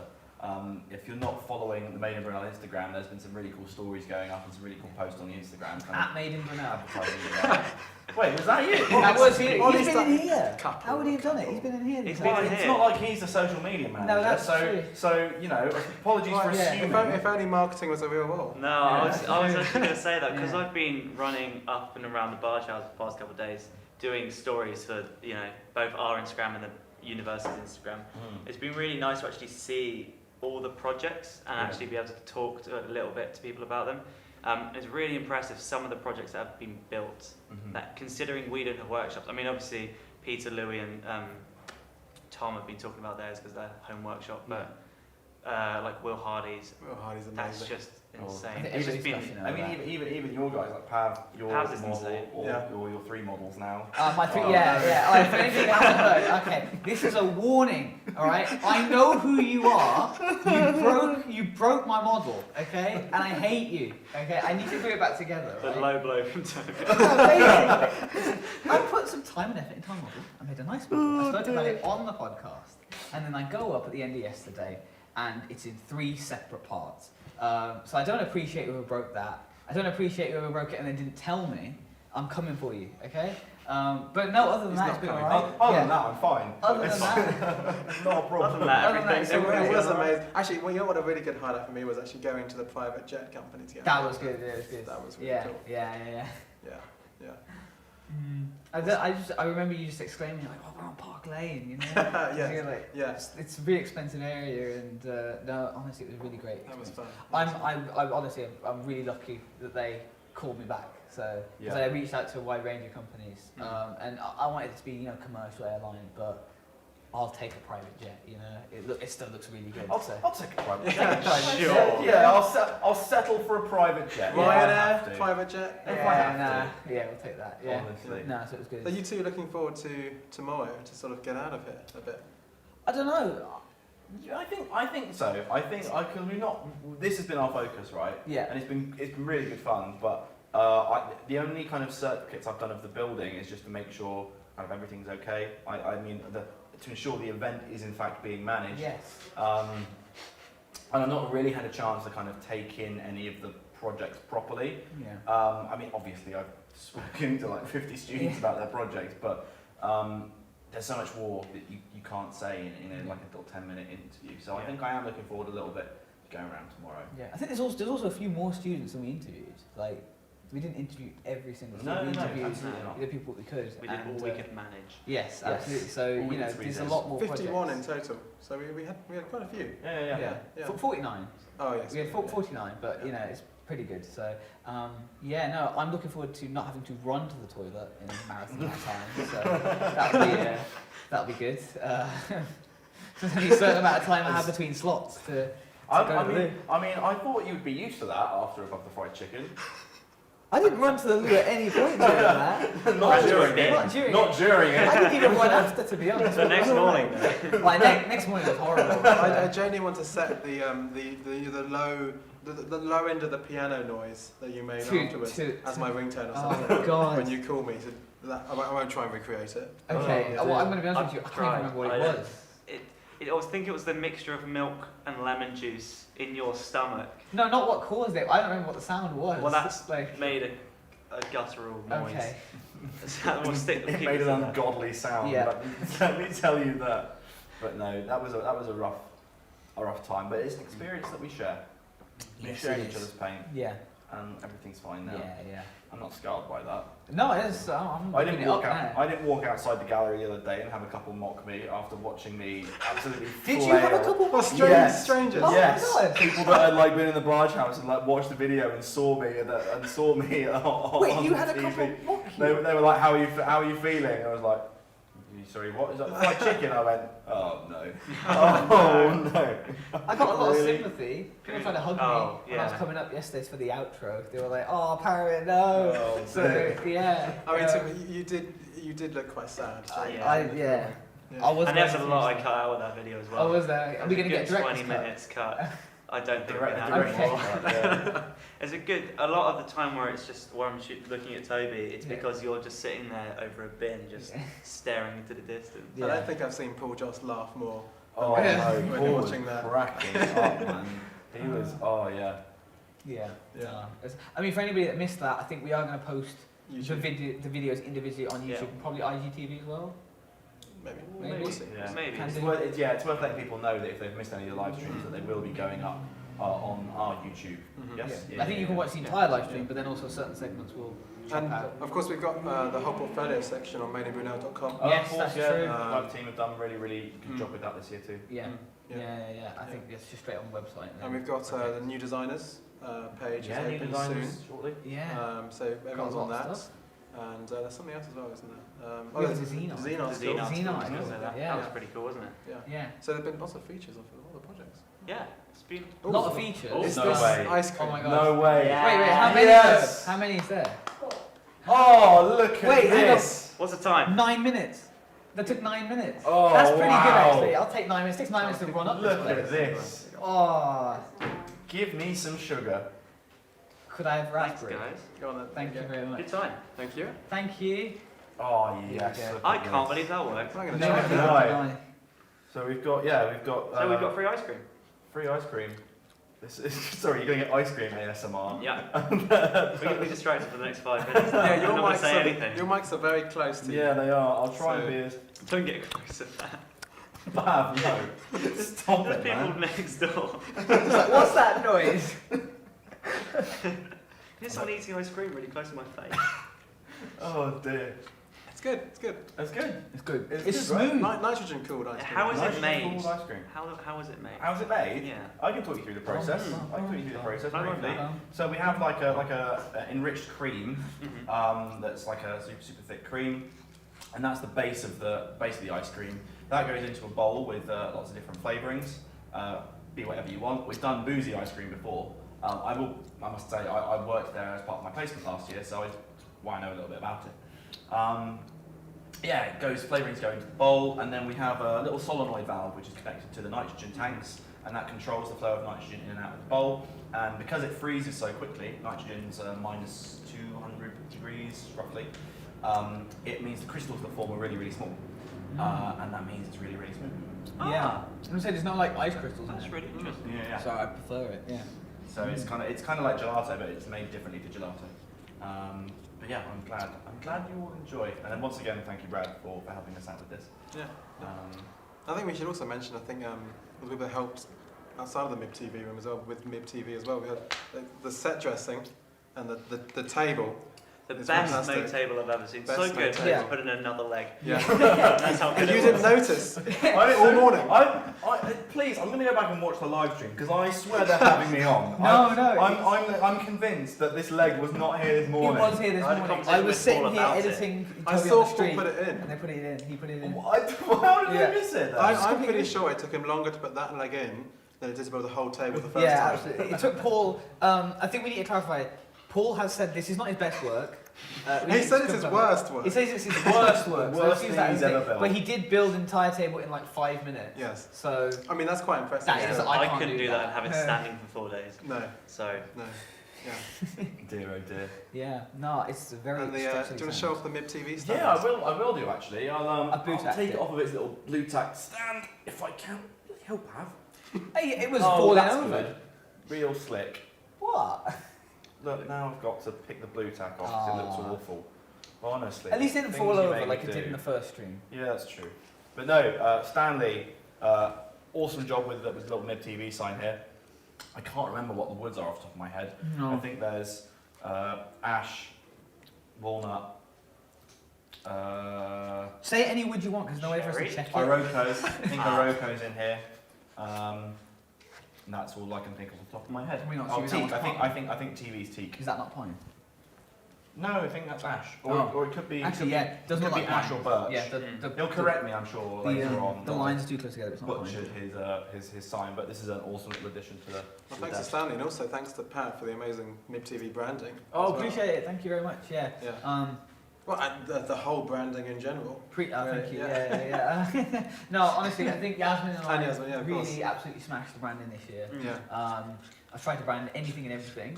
You know, every poster around, even the track and trace when you walk in is above the fold branded. So the offence you've caused the NHS by changing it to green. What they know, what they don't know. What do they know? Keep your lips sealed. Probably how to save your life. I didn't say that. You said that. But sure. I think it's come together really nicely. I was genuinely very worried at the start because you make all these files. You're told, you need this, you need this, you need this. But I'm having trouble like visualizing it all together. So I didn't know whether it was all going to work, whether it was all going to clash, and it's just come together really nicely.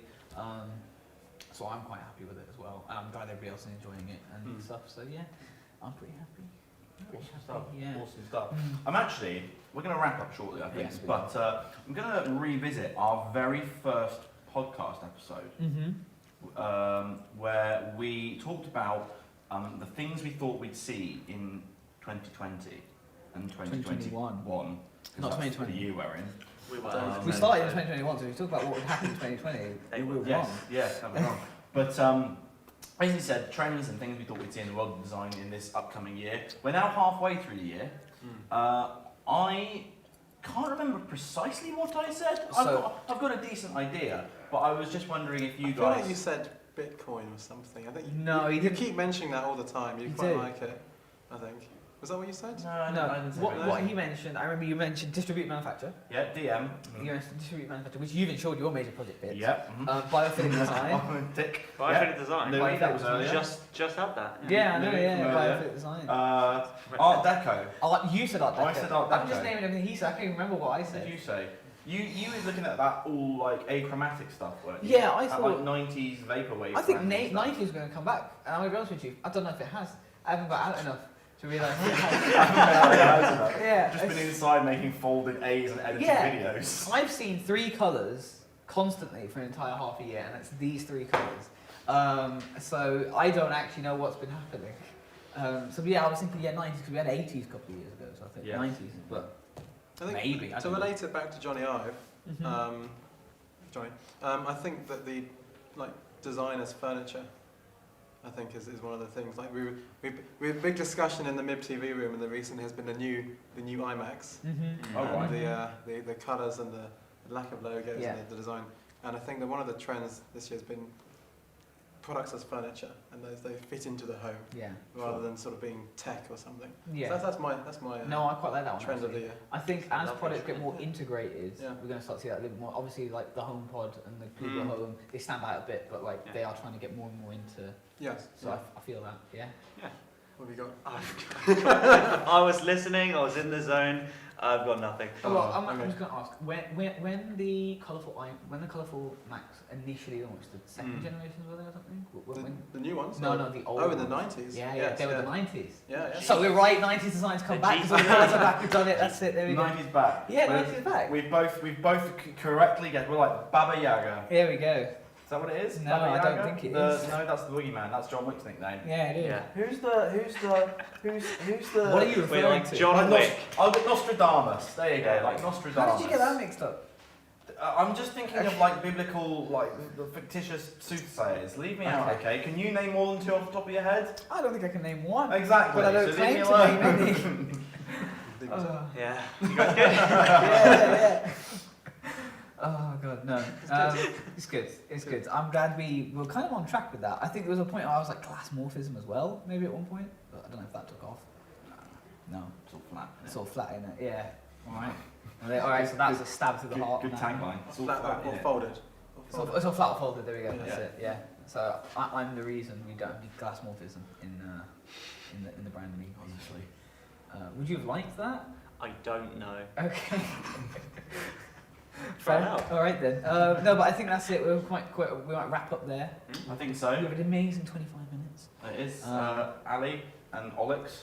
It's been... I prefer the other one, I come first. Oh, it was. Yeah.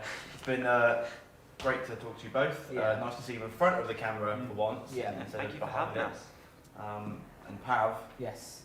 my co-host. Yes. A pleasure as always. No, thank you very much. But I think we are going to wrap up there with our live podcast episode. Yes. I can confirm though, this isn't the last podcast episode that's going to go No, there's out. going to be at least one more episode. We are going to do at least one more proper episode with myself and Pav and something.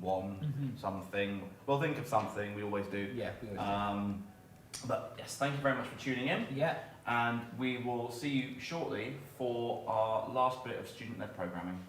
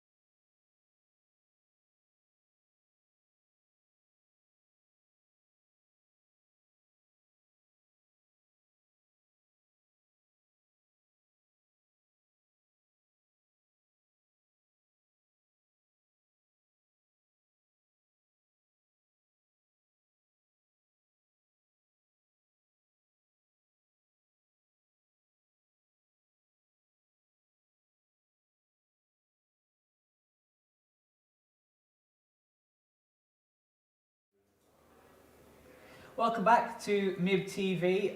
It's time for our final bit of student-led programming. If you did, by the way, just tune into the podcast. If you missed any of that, don't worry, you can actually pick that up on Spotify or anywhere else that you listen to podcasts. You can check out that by going to our website, madeofmanel.com, or also by checking out our Instagram at madeofmanel and clicking the link in our bio. So please make sure to go and check that out. We'll be releasing that episode along with yesterday's Women in Design live episode as well, probably sometime over the weekend, maybe next weekend, but we'll see what happens. So make sure you tune in for that. But now it is time for something that we actually, the turnover time's been pretty quick for this.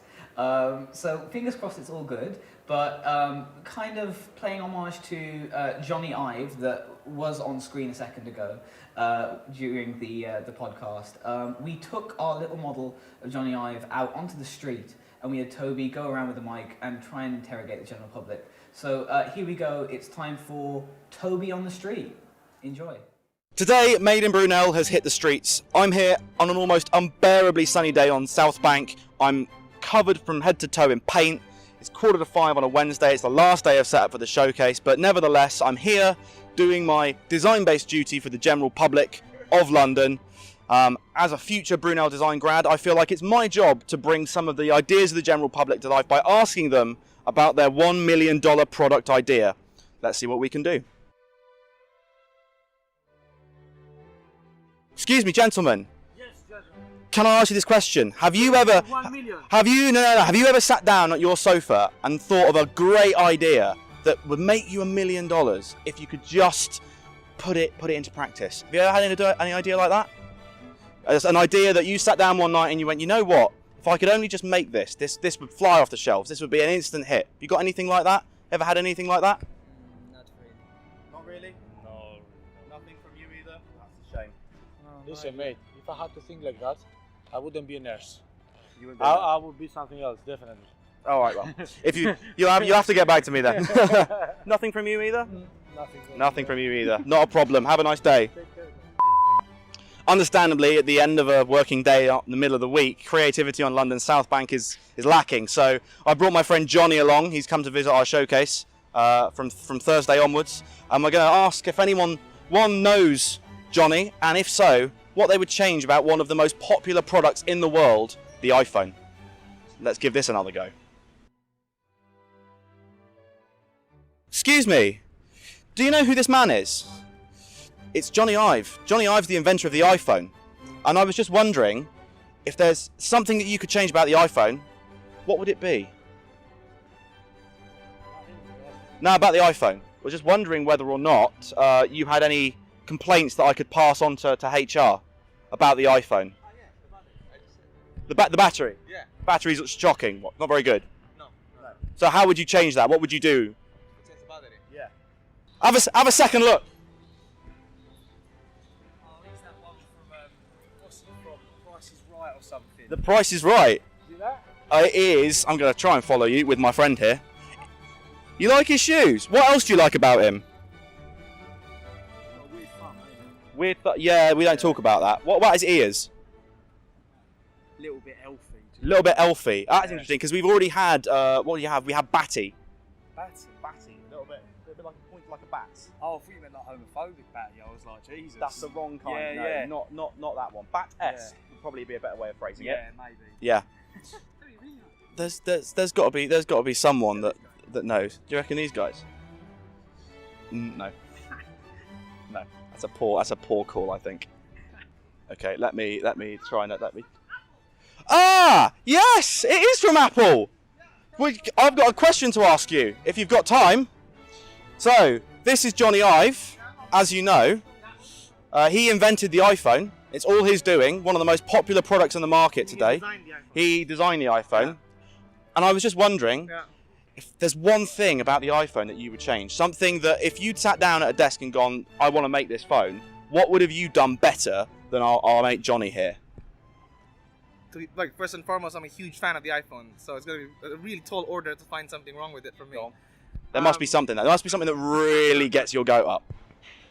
Well, coming from an engineer's point of view, is basically the developer ecosystem is way too tightly exclusive on the iPhone. So if I were Johnny Ive, coming from like the developer ecosystem of iPhone, I would make that a bit more openly integrated with the other ecosystems for developers to be able to like actively develop on it. I'll tell you what, I'm going to be perfectly honest with you. When we set out to do this, we had no expectation that anyone was going to come to us with developer engineer ecosystems. That is the best answer we've had so far. Cool. Anything that springs to mind? Battery life's number one, isn't it? Battery life. Yeah, and they do updates all the time. Too many updates and battery life. Yeah.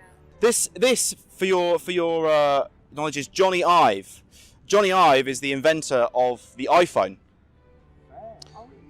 It is, and we were just wondering, obviously the iPhone is one of the most popular products on the planet. There's one thing about the iPhone that you would change, one thing that really gets you hacked off about it. Just keeps crashing all the time. Just keeps crashing. Crashes, yeah. I probably should update it, do you know what I mean? But probably that, or the fact that the screen is made of like eggshell, do you know what I mean? The screen is made of eggshell. I see a puzzled look on your face. Are you trying to work out who this gentleman is? Would you like to know? This is Johnny Ive. Fiend for Apple. I love that. That's a great phrase. Yeah, do you know what I mean? It's just I'm not a queue up type. Do you know what I mean? I'm not like first one in, but I will always like. Android phones are terrible. Do you know what I mean? I'm just like you'll never catch me with an Android. Like, yeah, never ever. It's got to be Apple. But yeah, now you say it, I'm like, yeah, it's the geese that's done the iPhone. But at the time, I was like, is it Jason Statham? Like, I genuinely had no idea. I couldn't have told you who it was. When you said it, I know, but yeah, for someone who's that iconic, do you know what I mean? It's mad that he's not better known, but I guess we all hold a little bit of his skin or something flecked off in the phone or something, yeah. What about you, gentlemen? You've More cameras. 6 more cameras. So what, to take it up to a grand total of 10? Yeah. Why is that? Seems to be what they're doing nowadays. That annoys you, does it? Oh, not for me. For people who buy iPhones, so they just complain every. What phone have you got? There you go, see? Called you out there, haven't I?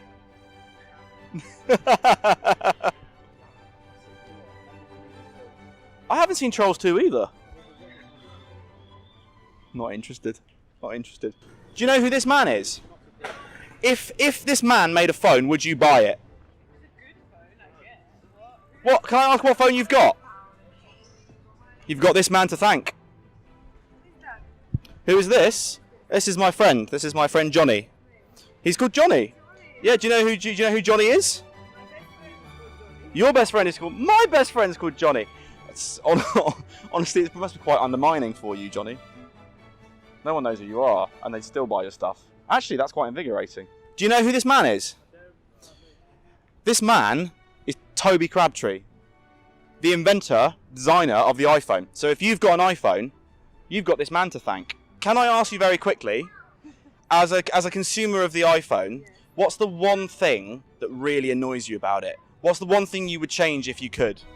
Oh, you know when they release a new iPhone, the old ones, every time you update the software, the new software, they crash. Like you have to charge it like 2-3 times a day, and then you ended up having to change your phone. And this is what I don't like.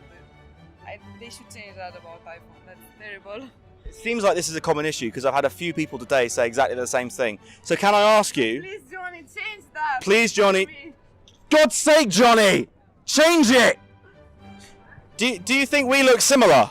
No, below the eyes. Below the eyes. What? Do you think I'd suit the bold? No. No, neither do I. Yeah. I mean, why would you? Why would you want to? That's a very good question. Cheers, Johnny. Hope we don't give any children lasting nightmares. He invented it. This is our mate, Johnny. I mean, we couldn't afford his appearance fee, so we just. You know what? If it is, I'm gonna feel so much better about myself. Yeah. He is, as am I. He has a little bit. Yeah. Thanks for pointing that out. Is that my dad? Do you think there's an uncanny resemblance? This is the man responsible for designing the iPhone. No, we just couldn't afford the appearance fee, so we did the best we could without the real thing. He is he's called Johnny. I'm deadly serious. He's actually called Johnny. I'm not pulling your leg. Johnny Ive. Johnny Ive, indeed. What would you do differently? What? How do you think you could overcome that issue? Just try not to release an iPhone every year, or I don't know. It's not necessary. Don't release one every year. But then how are they going to make their money? Oh, come on, they're smart. They are. They're smarter than me, that's for sure. Hey, Johnny, look, it's a slightly off-kilter black cube. Steve would be right at home. Just imagine me bowl. I know it's difficult. It's probably quite scary as well, but... Bye,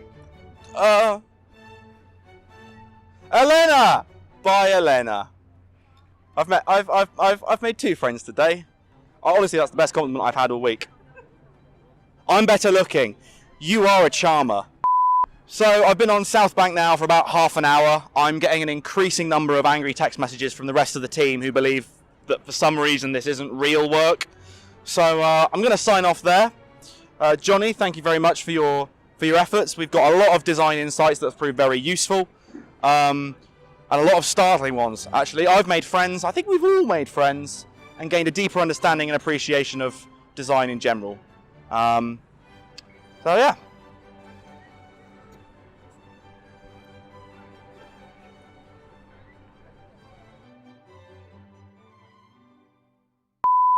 I'm just going to stand here. I will lure them in with my massive arms and my deep V. Please don't put that in. You still recording? I'm not the one editing. Please don't put that in. I'll hate you if you put that in. I won't put it in.